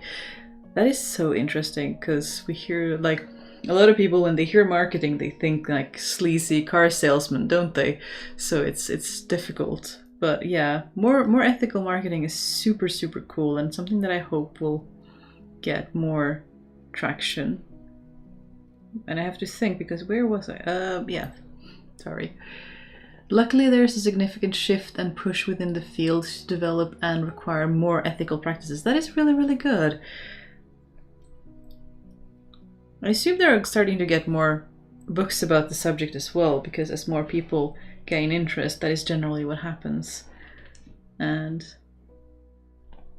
I think that goes for like YouTube as well, and this, you know, topic culture of selling a piece of yourself, making content, showing people a little bit of your life and your world, and trying to create a space for people. And I mean, we've seen how you can do that in an ethical and honest way, or you can do it in a manipulative way where you know, exaggerate something, or just try hold on to someone's attention and grab a hold so tightly that they just can't let go. But they might watch the video to the end because it's just a roller coaster of fast clips and sound effects and excitement and stakes, high stakes, and all of the things. But at the end of the video, they might not actually feel good. I know some creators where I will watch the video almost transfixed because I almost can't click away, but when I finally finish the video, I just feel exhausted because they just ramped my sort of emotions up to 100 and then they stayed there, and it's not very comfortable. I don't like it, so I avoid those creators, and I would much rather try to make something that is honest and leaves people feeling good, because we have enough content that just makes us feel anxious, like fear-mongering and overconsumption of news and that kind of thing. I don't know, perhaps that is a bit too idealistic of me, but I do think it should be possible to not just create content that makes people feel worse about themselves. I do think you have made a mistake, madam. I actually already found one Finnish spinnery to share with you, but it will take some time to share as I need to translate at least some critical information. Yeah, that is a known problem right there, that it can be challenging because things will be in different languages. But I suppose we will put a little bracket at the back letting people know what they are getting into. There we are, there's the mistake. That's what happens when I'm trying to... No, there's something else going on. This would help if we weren't trying to talk so much at the same time, as if humans actually are good at multitasking. Okay, I think that one is correct.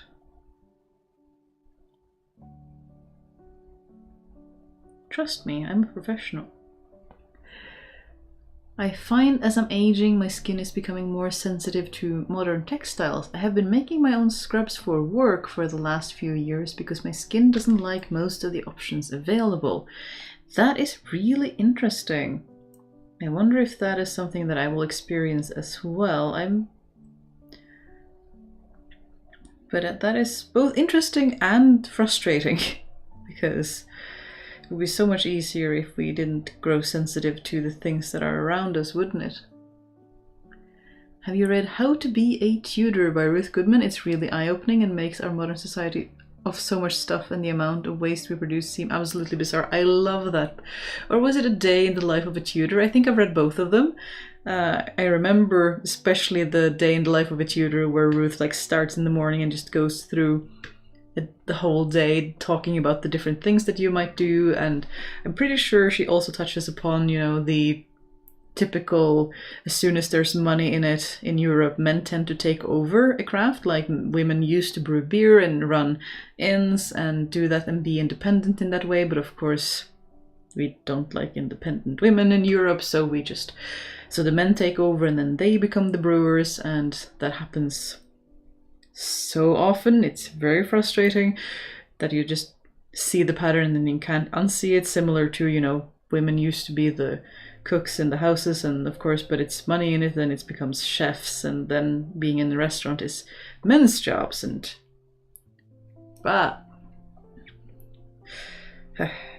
But yes, I have very much enjoyed. I found, I think, How to Be a Victorian as well, or did I not find that one as an audiobook? I can't quite remember, but I do very much enjoy her work. It's absolutely a delight to read what she does. Oh, she had the book about trains as well, The Coming of the Railroad. That was a delightful one. She writes very well. I really enjoy her writing voice. It's very nice to listen to. But another writer that has a really superb writing voice is Braiding Sweetgrass, Robin Wall Kimmerer.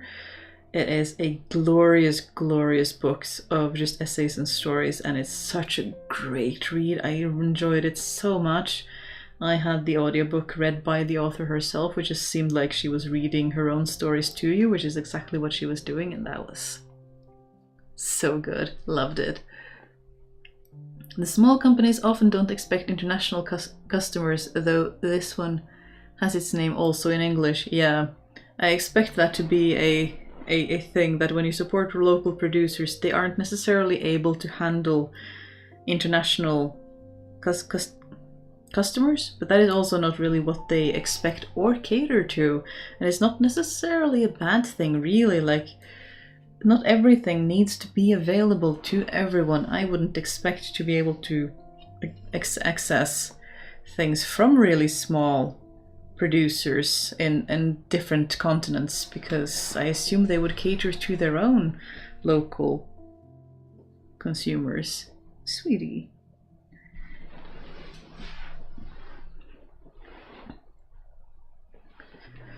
Oop. But it is, I agree that it is a bit bizarre how much stuff we own these days compared to what it used to look like just 100, 200 years ago. Is fascinating and devastating at the same time.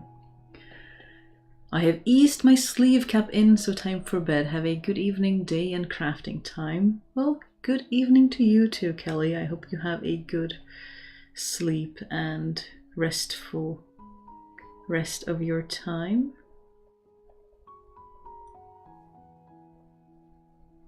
Oops. I'm making more and more mistakes. Perhaps I need to take myself to some rest as well.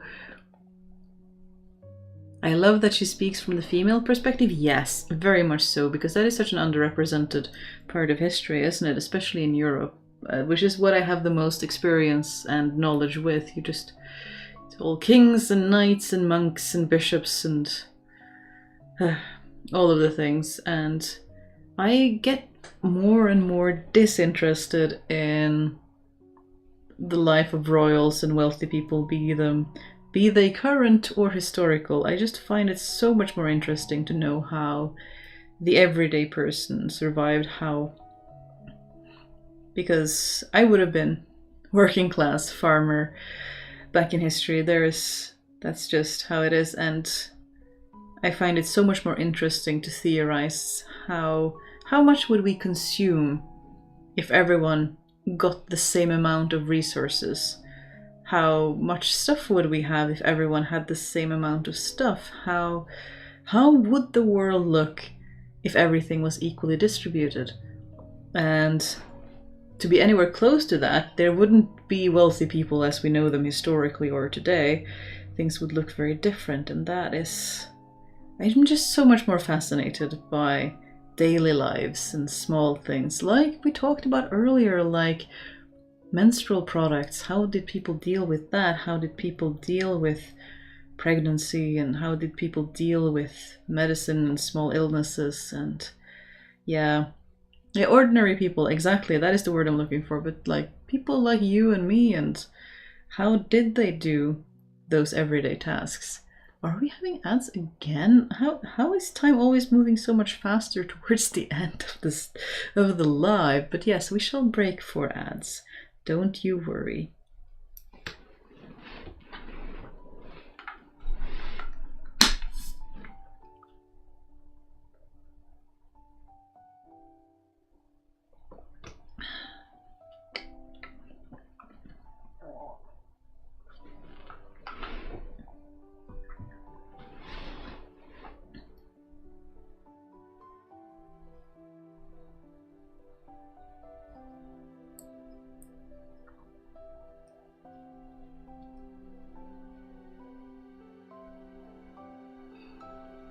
Can't find my thimble. Should not have tried to sew through 4 layers of fabric.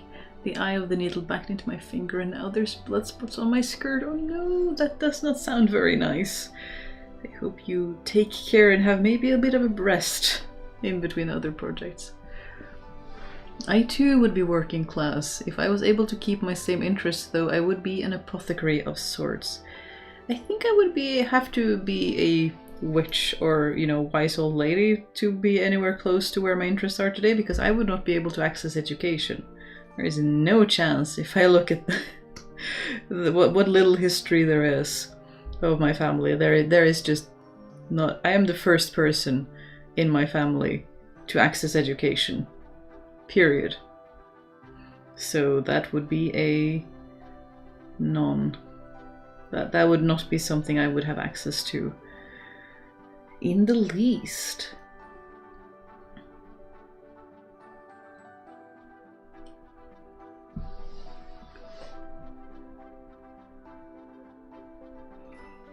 I'd be in wealthy class, at least in, say, 19th century, being a daughter of a judge.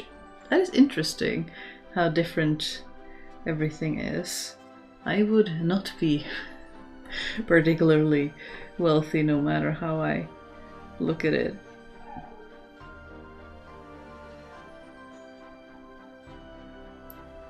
Wait, I think maybe we are supposed to.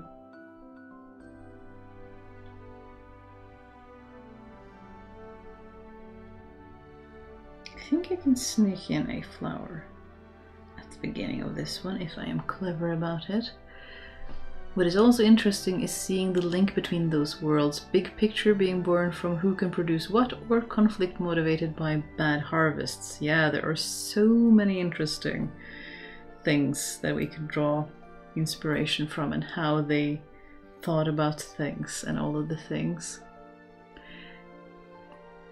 I do love the open availability of what we have in the modern world. I would not have had access to as many natural ingredients as I do now. Yeah, I agree with that. And I mean, the internet has so much information if people can learn, you know, to be critical of sources and all those things. You can learn almost anything on YouTube these days. It is pretty amazing that you can just search for something, and if you know the right terminology and you usually have a working understanding of English, because that is usually the language we find things in English these days, you can just find information, which is pretty amazing. That has not happened in history before. That is pretty unique and really cool.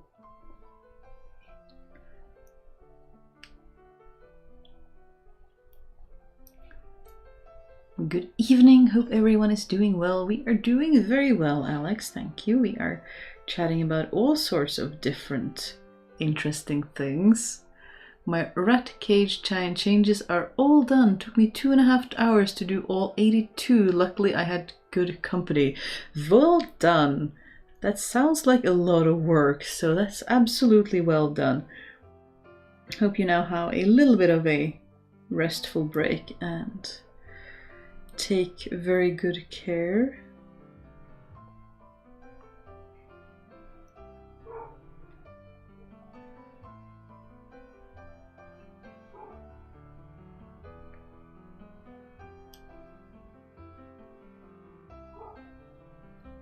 No, we actually did it correctly, we just confused ourselves.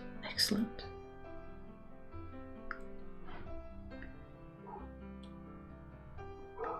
Well done on your education, though don't forget that formal education is not the only thing available. Most doctors were trained or just dabbled and had a knack for healing.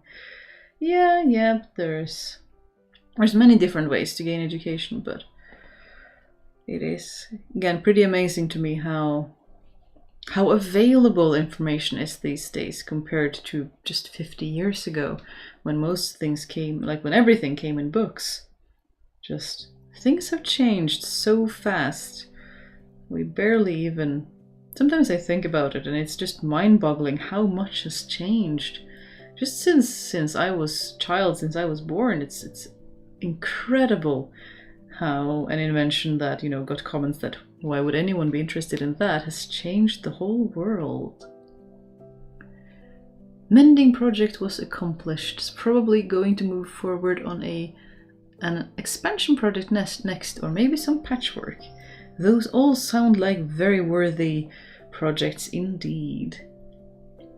Expansion is always interesting to me after I did the code that I inherited, because I don't see as many projects, I don't see as many people doing that as we see people buying over things that are too big secondhand and then taking it in, which is not always an option for all of us. So being able to let things out and expand things in creative ways is also very much a very useful skill that can bring a lot of joy and help to people.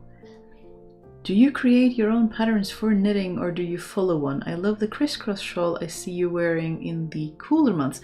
It's when I knit something myself, sometimes I will follow a pattern if it's exactly what I want, but I will often just make things up as I go. Like this shawl that I'm working on, I did make the pattern for that, and it's meant to be that you take one pattern and you knit on that for a bit, and then you change it up, and then you just keep changing patterns as you go and just follow the general outline. But the crisscross shawl that I wear is a Sonntag, and it was gifted to me by a friend who crocheted it for me and gave it to me as a gift, so I did not make that one myself.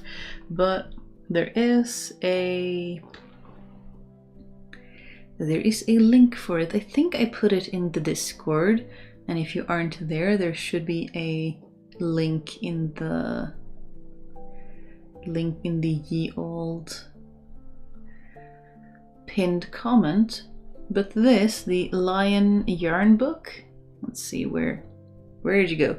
The Lion Yarn book has the pattern for it. There is a pattern for a knitted Sonntag and a crocheted Sonntag. The crocheted Sonntag is the one I have, and it was knitted with Shetland wool that my friend got while they were sailing on one of the old sailboats, which is super cool and very special. She was supposed to, she originally started making it thinking she was making it for herself, and then decided it was a gift after all, which sometimes I'm like, you could have also kept it yourself. It was very special wool that you got on this travel that you went on, but I'm very grateful for it. I really enjoy it. I was actually wearing it most of the day earlier today, but it got a bit chilly, so I had to go level up to full sweater. It is a very nice warm thing, and what I love about it, similar to knitted vests, is that if you are working, if you are in the kitchen, you're moving about, your body is keeping warm because you're moving around doing stuff. I really like that kind of just wool around the core of my body, because my hands need to be free to do dishes or, elbow deep in dough that I'm netting or something like that. And I can't wear a long wool sweater because it would get dirty and it would get in the way, and it would also be too warm. So whenever I do work like stacking firewood or what have you, those Sonntags or vests close to the body are super, because they keep you warm where you need it, but not too warm so that you can't work. But at least that is a very strong personal preference of mine when I'm working, that I usually want to have my arms like pull up sleeves and all of those things, except sleeves keep riding down generally, and my Sonntag does not. So very good work gear, or if I just need to not have floppy wool close to whatever I'm doing for whatever reason. But that is I guess that is a bit of a tangent. A great source of information and disinformation both? Yes, the internet certainly is. And that is the reason why I try to be cautious of telling people to just do their own research, because a big part of learning to do research, a big part of what we were taught, in university, is how to be critical of sources, how to try to assess the validity of what you're reading, how to try to judge whether something comes from a credible source or a not credible source. Like, one of my biggest annoyances, I can't remember his name, but there is a Nobel Prize winner who is a big climate change denier. But when you look at it, because people on the surface, they'll be like, oh, this person has a Nobel Prize and they says climate change is a hoax, so it should be because this person is an expert. But when you look at it, the person is a Nobel laureate in, I think, English literature, which is not climate science. It's a very different field. So I really don't like it when you will have a expert witness or expert come in and comment on something, and they will have like a title like doctor or professor or what have you, but when you actually go look them up, they are not an expert in the topic they are expressing an opinion on. I hate it. I hate it so much. Why? And this is a big thing when professors grow older, that they will think that they are experts in everything because they are experts in a small field, that they will think that they know stuff in all sorts of different topics, but we have to remember that we do not. Like, it's I don't like when someone is like, oh, this person is an expert, but expert in what? What exactly are they an expert in? So it's not easy out there for people to do their own research, because a lot of the misinformation is really, really convincing. And I don't judge people for like falling for misinformation or tricks, because it's so insidious. And like Haley was commenting in terms of marketing, you know, being manipulative and working on trying to make marketing more ethical, that is also a thing, like twisting things just enough that it's still technically correct, but it will be interpreted in the wrong way. It's the same joke that we make in like all science that I've ever talked to. Like, we joke that the benefit and problem of statistics is that you can make it say whatever you want depending on how you present it, and that is the problem. Like, statistics is hard. Brains don't think in statistics. We don't have an intuitive understanding of statistics. We have a lot of biases that we have to work against. So a lot of when I was doing statistical analysis on large data sets, you know, you have to work against sort of yourself and just have really stringent processes to try your best to represent the data as accurately as you possibly can, because it can be very easy to like do something weirdly and end up with a wrong conclusion, not on purpose necessarily, but sometimes you just don't know enough about statistical analysis to comment on it, because a lot of researchers, I have like one course in statistical analysis in my master's, no wait, in my bachelor's, and then we continued a little bit into my master's, and we didn't really have rigid courses in it in environmental chemistry, although we should have like no, I did do chemometrics as well, which is technically chemical statistics. So I guess I did 2 courses in my 5 years of university plus my PhD. So you just sort of Google things, you learn things, you talk to your research group, you do your best. Maybe if you're lucky, you have access to someone who is better at statistics, like either a chemometrics expert. We did have a collaborator in our research group who we could talk to about statistical analysis, who could like help us with that. But a lot of researchers are just on their own, and it can be really challenging because statistics is a separate field for a reason, and a lot of researchers are expected to just do it on at least a small level, just without a lot of formal training, which can be very, very challenging in terms of representing data in an accurate way. I always found that really scary when I was writing, you know, drafts for research papers to send them to journals to be published, that, you know, I've done the best that I can with this statistical analysis, but I am still not a statistician, so I'm still not like super confident that all of this is super, super rigid and super, like, I've done my best, but is it correct? It haunts me, like these things, like, you know.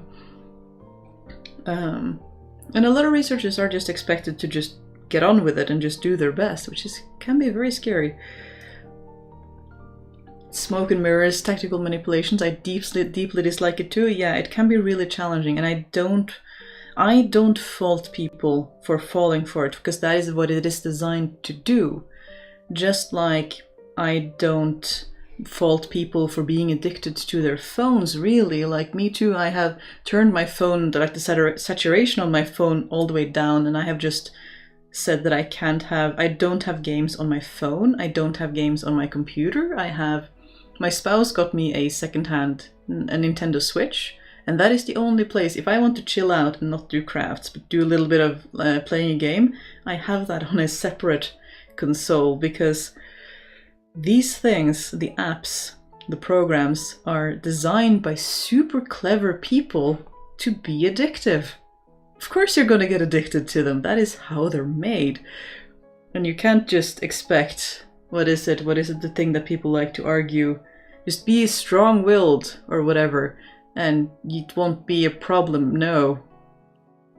These things are clever, and we should absolutely respect them for what they have the power to do in terms of hijacking brains and concentrations and focus. Which I have the utmost respect for people designing apps and doing marketing, because this is their job. Their job is to hijack your attention and your brain, and a lot of the times they're very successful.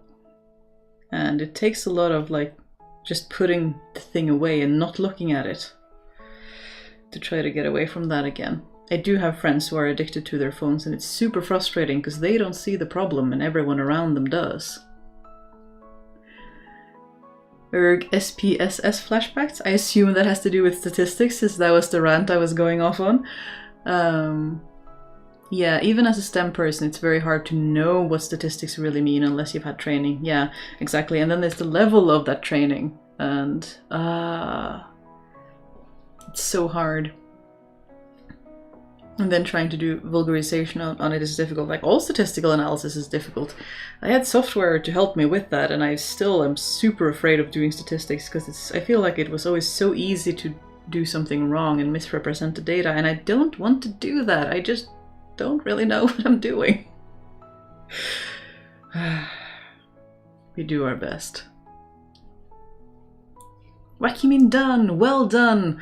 Well done. That is one thing less on the list of things to do. Absolutely good job. And we're about to have ads again? I guess that rant went on for a while, didn't it? Must have been a very lengthy rant for us to be hitting ads again.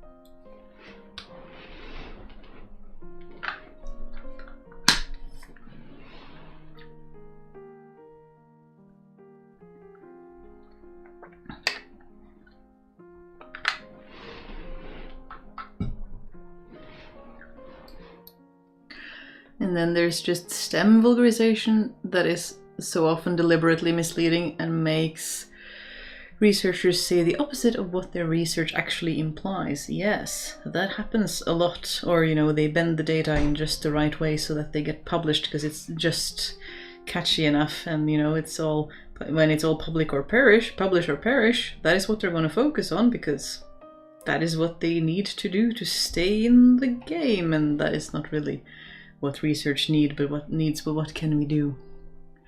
While I'm not an expert, I found Jamovi a lot more user-friendly and easy to interpret over SPSS, and it's free. I haven't used any of those programs, if that is software you were referring to. When I did my master degree, I was working with a Norwegian piece of software called the Unscrambler X, because one of my co-supervisors had their hand in helping to develop it, so I got a free key and could play around with it. It is a multivariate data handling thingamajig that helps you do, ANOVA and p-analysis and all of these different fun things that we generally do as researchers. But for a lot of the stuff that I did for my PhD, and we actually used Excel a lot, because Excel is getting really powerful and you can do a lot of stuff with it. And there's a lot of guides on it online. When you Google it, you can find it. I never got into learning R, which is also really, really powerful, and I probably should have, but I didn't have to, so I didn't. But it is really powerful. But yeah, we used Excel a fair bit. It was very efficient in what we needed to do. We didn't have the biggest data sets, so it wasn't too bad. We could generally do that, but it depends on what field you're in and what you need the data to do for you. I lost all trust in marketing when I found out that a salesman I knew had been sent on a cognitive behavior training course. His company was basically sending him on a course to get into people's brains and sell them stuff under the radar. Well, people do that. People will do that, and it's worth it to be aware of it so that we can learn to, you know, recognize the signs that someone is trying to manipulate us in return. I know there is a term in hacking, you know, computer hacking, but also just hacking into companies that is called social engineering, which is, you know, because we know that the biggest thing that can go wrong in any operation is usually the human element.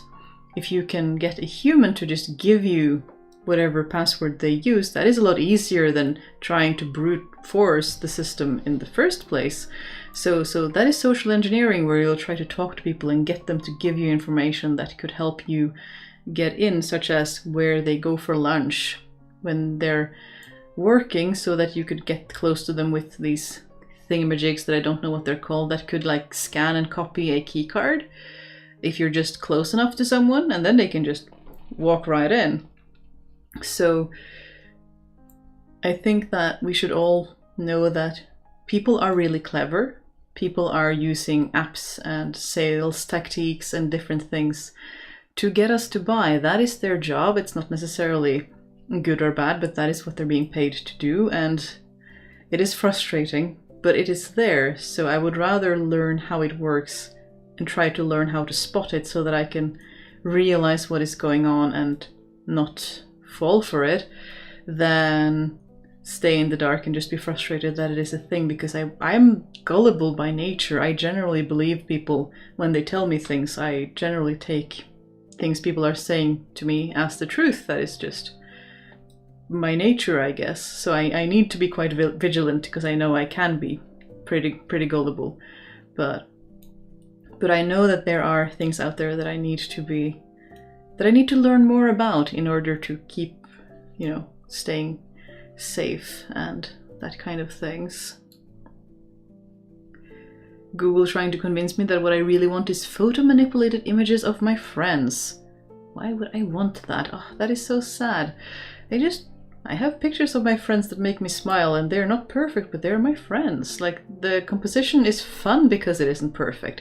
That's like the whole reason that is a good picture and it makes me smile, is because it isn't staged. It's just us goofing around, having a good time. So I would rather have those imperfect images than anything photoshopped or AI generated, because the personality in them is just so much fun, and I know where we were when we took them, and yeah, it just brings me joy.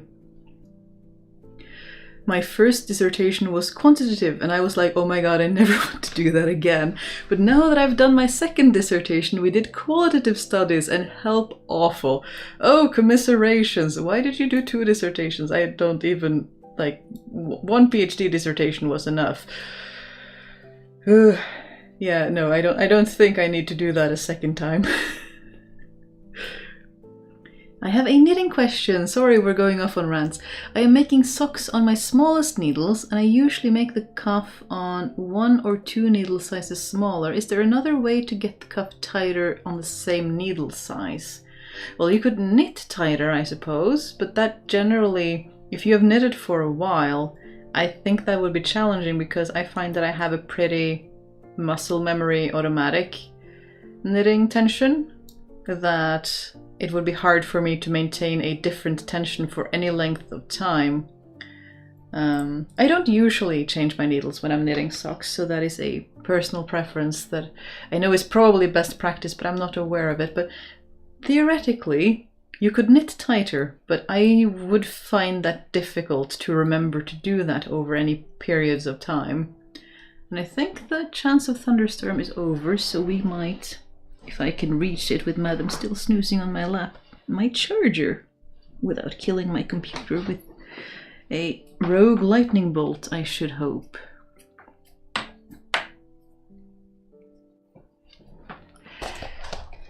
For Haley to say that they are looking into making marketing strategies more ethical is pretty indicative of how bad it must be in the industry.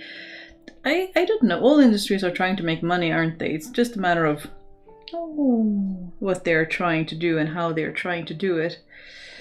But we have to. But I would rather put the human first, not the money first, and I guess that is what we're trying to push towards now, and not just capitalism, but human-oriented things.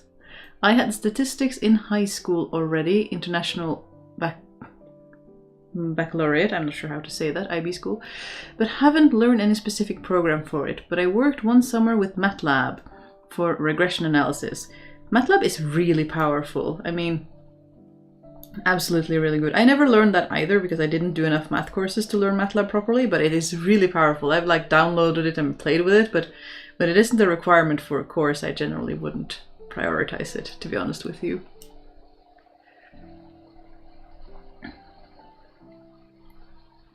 And yes, Jamovi and SPSS are statistics software. SPSS was the gold standard in 2013 for my first bachelor.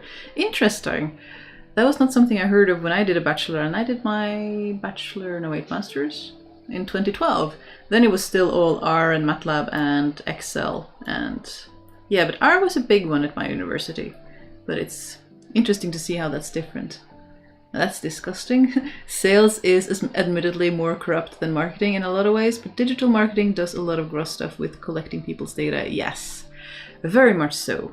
And good to keep ourselves informed about. All the propaganda we are faced with is overwhelming. One of the reasons I love what I do. The body isn't going to try and lie to me. I just need to listen and watch carefully to hear the messages. Yeah, it can be really challenging. And we can't expect everyone to be up to date on all topics all of the time, because that would just be super overwhelming. But it would be nice if things weren't out to grab our attention and steal our data all of the time, because it gets a bit exhausting, doesn't it? To try to be vigilant about all of the things. I was referencing the ad I just got. I love how their entire marketing is, you could be completely artificial. And we made this phone, our name should be enough. That is so sad. If that is their entire marketing strategy, like boiled down, that doesn't sound like the best. Like, yeah. I have 2 bachelors and half a master. I've applied to another master because I'm a masochist. Apparently, this time I'm doing social sciences STEM style. That sounds really interesting and really cool. Really. So best of luck with that. That sounds interesting. I'm already a pretty tight knitter, but I can try going tighter. I'm not sure that sounds like a reasonable goal for you than if you already knit pretty tightly. I wouldn't want you to break your needles, because I have had people do that because they just pulled threads so hard. So yeah, I'm not sure what you can do other than that if you already knit so tightly. But to be honest with you, I don't generally change needles when I'm knitting, but it is entirely up to your discretion. Ooh. I've seen more and more recipes call for that when you do rib knit, because it helps with even tension, but sometimes I do, like the collars that I wear parts of the winter that are just, you know, cowls up here when the recipe calls for it, but a lot of the time I will just keep going anyway. I know I'm supposed to, but I don't always do it. Blocking helps so much of that.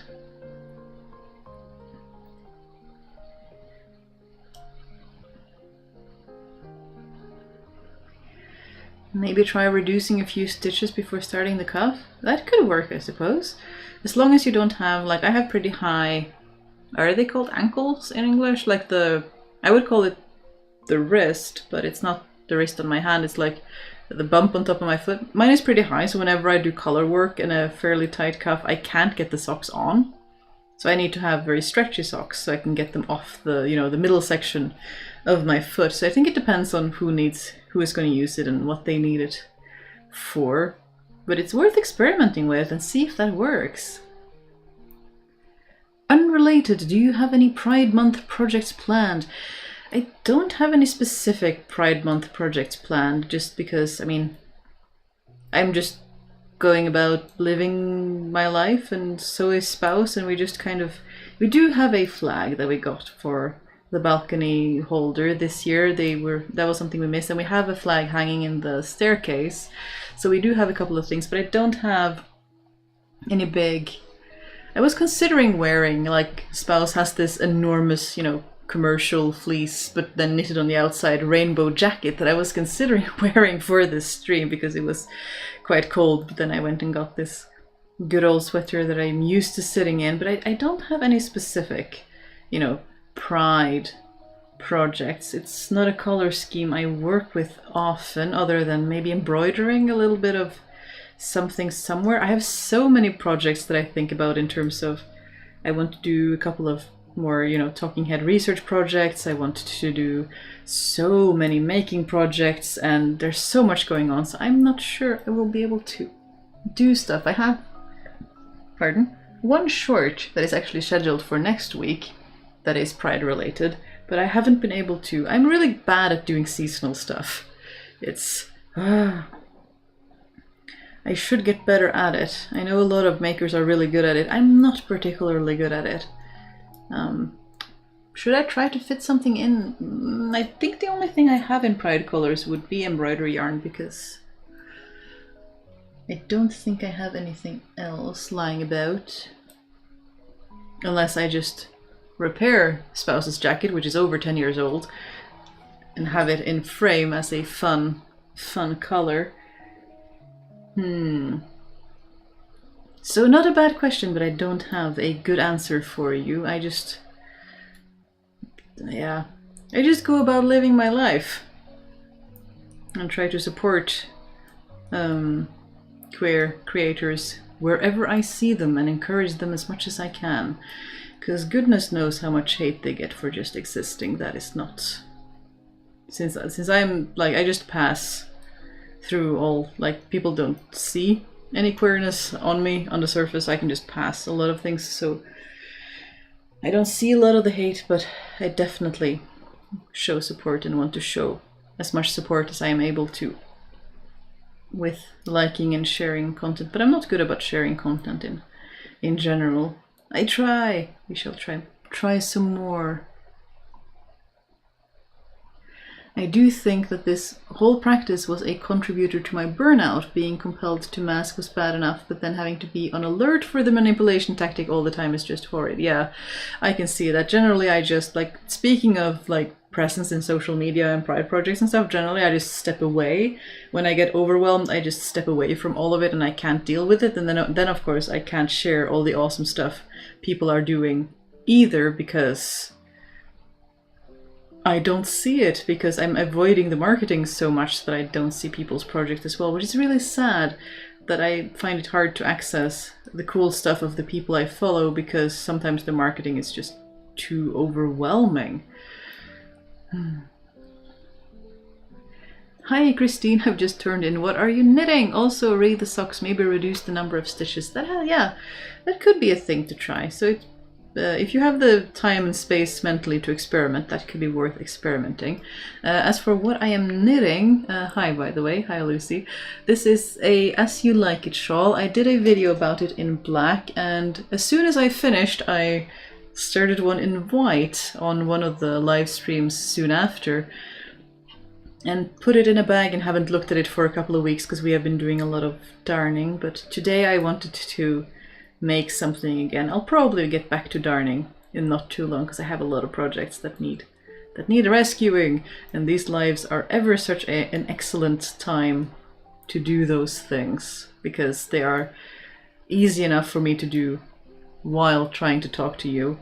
But today I wanted to do this. So, and if you haven't seen that video, I have a stack of patterns and a method for making a triangular shawl, and then you just sort of choose different patterns as you go, and you get this shawl that keeps changing patterns but isn't particularly challenging to get into. Like, it isn't one enormous long complicated lace pattern to get lost in. It's just small charts that you just change up as you go to hopefully make it easier for ADHD crafters or people who just need smaller things to focus on at any one time.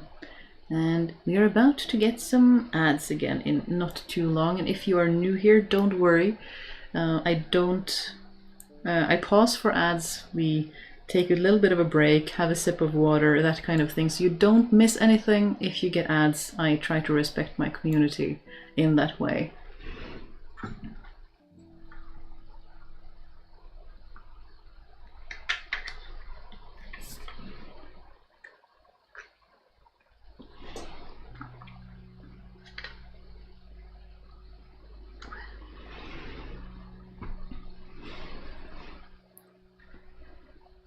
Foot middle is arch in my region, just saying thank you. That was the word that I couldn't find, which is kind of like wrist, but for the ankle. An instep, yeah. Yeah, I think arch was the word I was looking for, but I have quite a high arch, so I do need to. I generally, when I try to do collarwork socks, they don't fit, even though I try to do it loosely because it's just too much. But high arches make for a different fit from standard. Indeed, yes, it does. In terms of shoes too, it can be challenging to find stuff that actually fits. But I do think we've been going for almost 2.5 hours, so I do think we will be wrapping up as I am finishing the rest of this needle and trying to get somewhere with... Madam is still, like, she has been sleeping on my lap. Whoop. Bad camera time. She has been snoozing on my lap the entire stream. Good morning. She's getting more tolerant to having knitting projects and stuff resting on her as she snoozes, but I mean, I don't know, enabling enough that I try to just not have it rest on her, but like right now you see that it's like not too bad. But yeah, she's been snoozing and just changing positions all throughout the live, and it's just been very nice and warm and cuddly, making sure that I stay with you. Oop. Oop.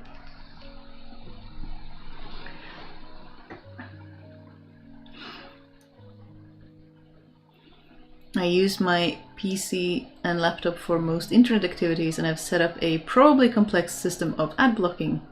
Yeah, that is a lot of stuff going on. I don't generally do that anymore. I have spouse pays for YouTube premiums. I don't really see, so I don't get ads there, and then it's Instagram and stuff for work, and they are not really, the ads are just there. But I don't visit a lot of sites with, well, that's wrong. YouTube does have a lot of ads, but yeah, spouse pays for premium. And then it's mostly the social media sites for work and a couple of news sites and secondhand sites, and I try to not do too much browsing because it gets overwhelming, doesn't it? And the news that I generally browse are similar to the BBC in the UK in that it's a national, owned stuff that don't do advertising. They are funded by taxes, so there are no ads there, thankfully. Which is quite nice. I get overwhelmed when I try other news and there are just ads everywhere, but that is the way they have to fund their services, isn't it?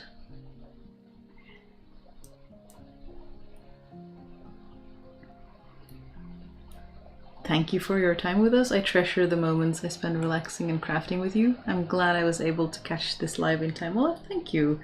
I'm so glad you people are enjoying the lives, because I'm just rambling and talking about any which thing, but I'm glad you are enjoying it. I'm enjoying spending time with you in the chat as well and talking about stuff, and I get an excuse to work on some of my back burner projects as well and have a bit of a sit down and not tear my hair out trying to edit a project that is fighting me and just have a bit of a break.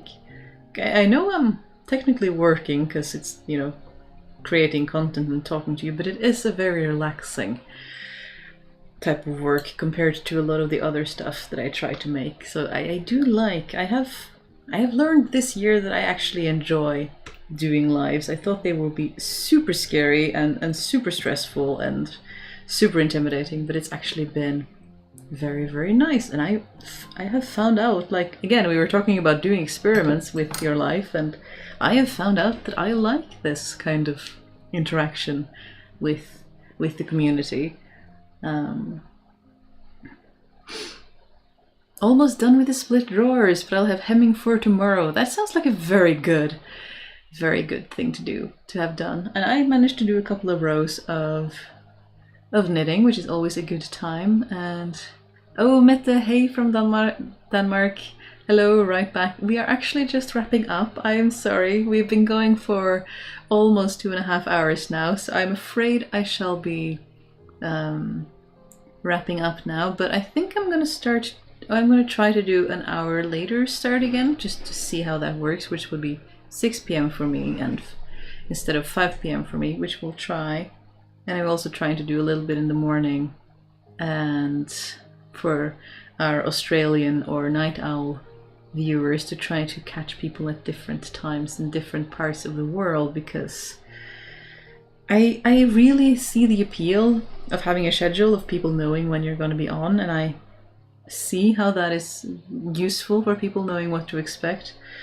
But I would just like, the natural time for me is, you know, in the evening after I've done a work day, such as like 5 p.m., 6 p.m. until like 7 or 8 p.m. That's sort of a natural time for me that I'm like, oh, I could do a stream, I could talk to people, but that is a really inconvenient time for people in Oceania, you know, Japan, Australia, New Zealand, Korea, that part of the country.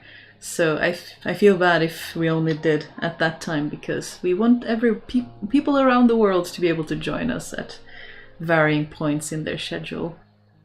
These streams are great for body doubling. The company is much appreciated. Have a lovely rest of day, everyone. I'm so glad you find them so. And with that, I think we shall call it for tonight, and I will have to entice this very endearing madam to go off so I can do other stuff. But I hope you have a lovely rest of your day, whatever that looks like for you, and I will see you again soon. Bye.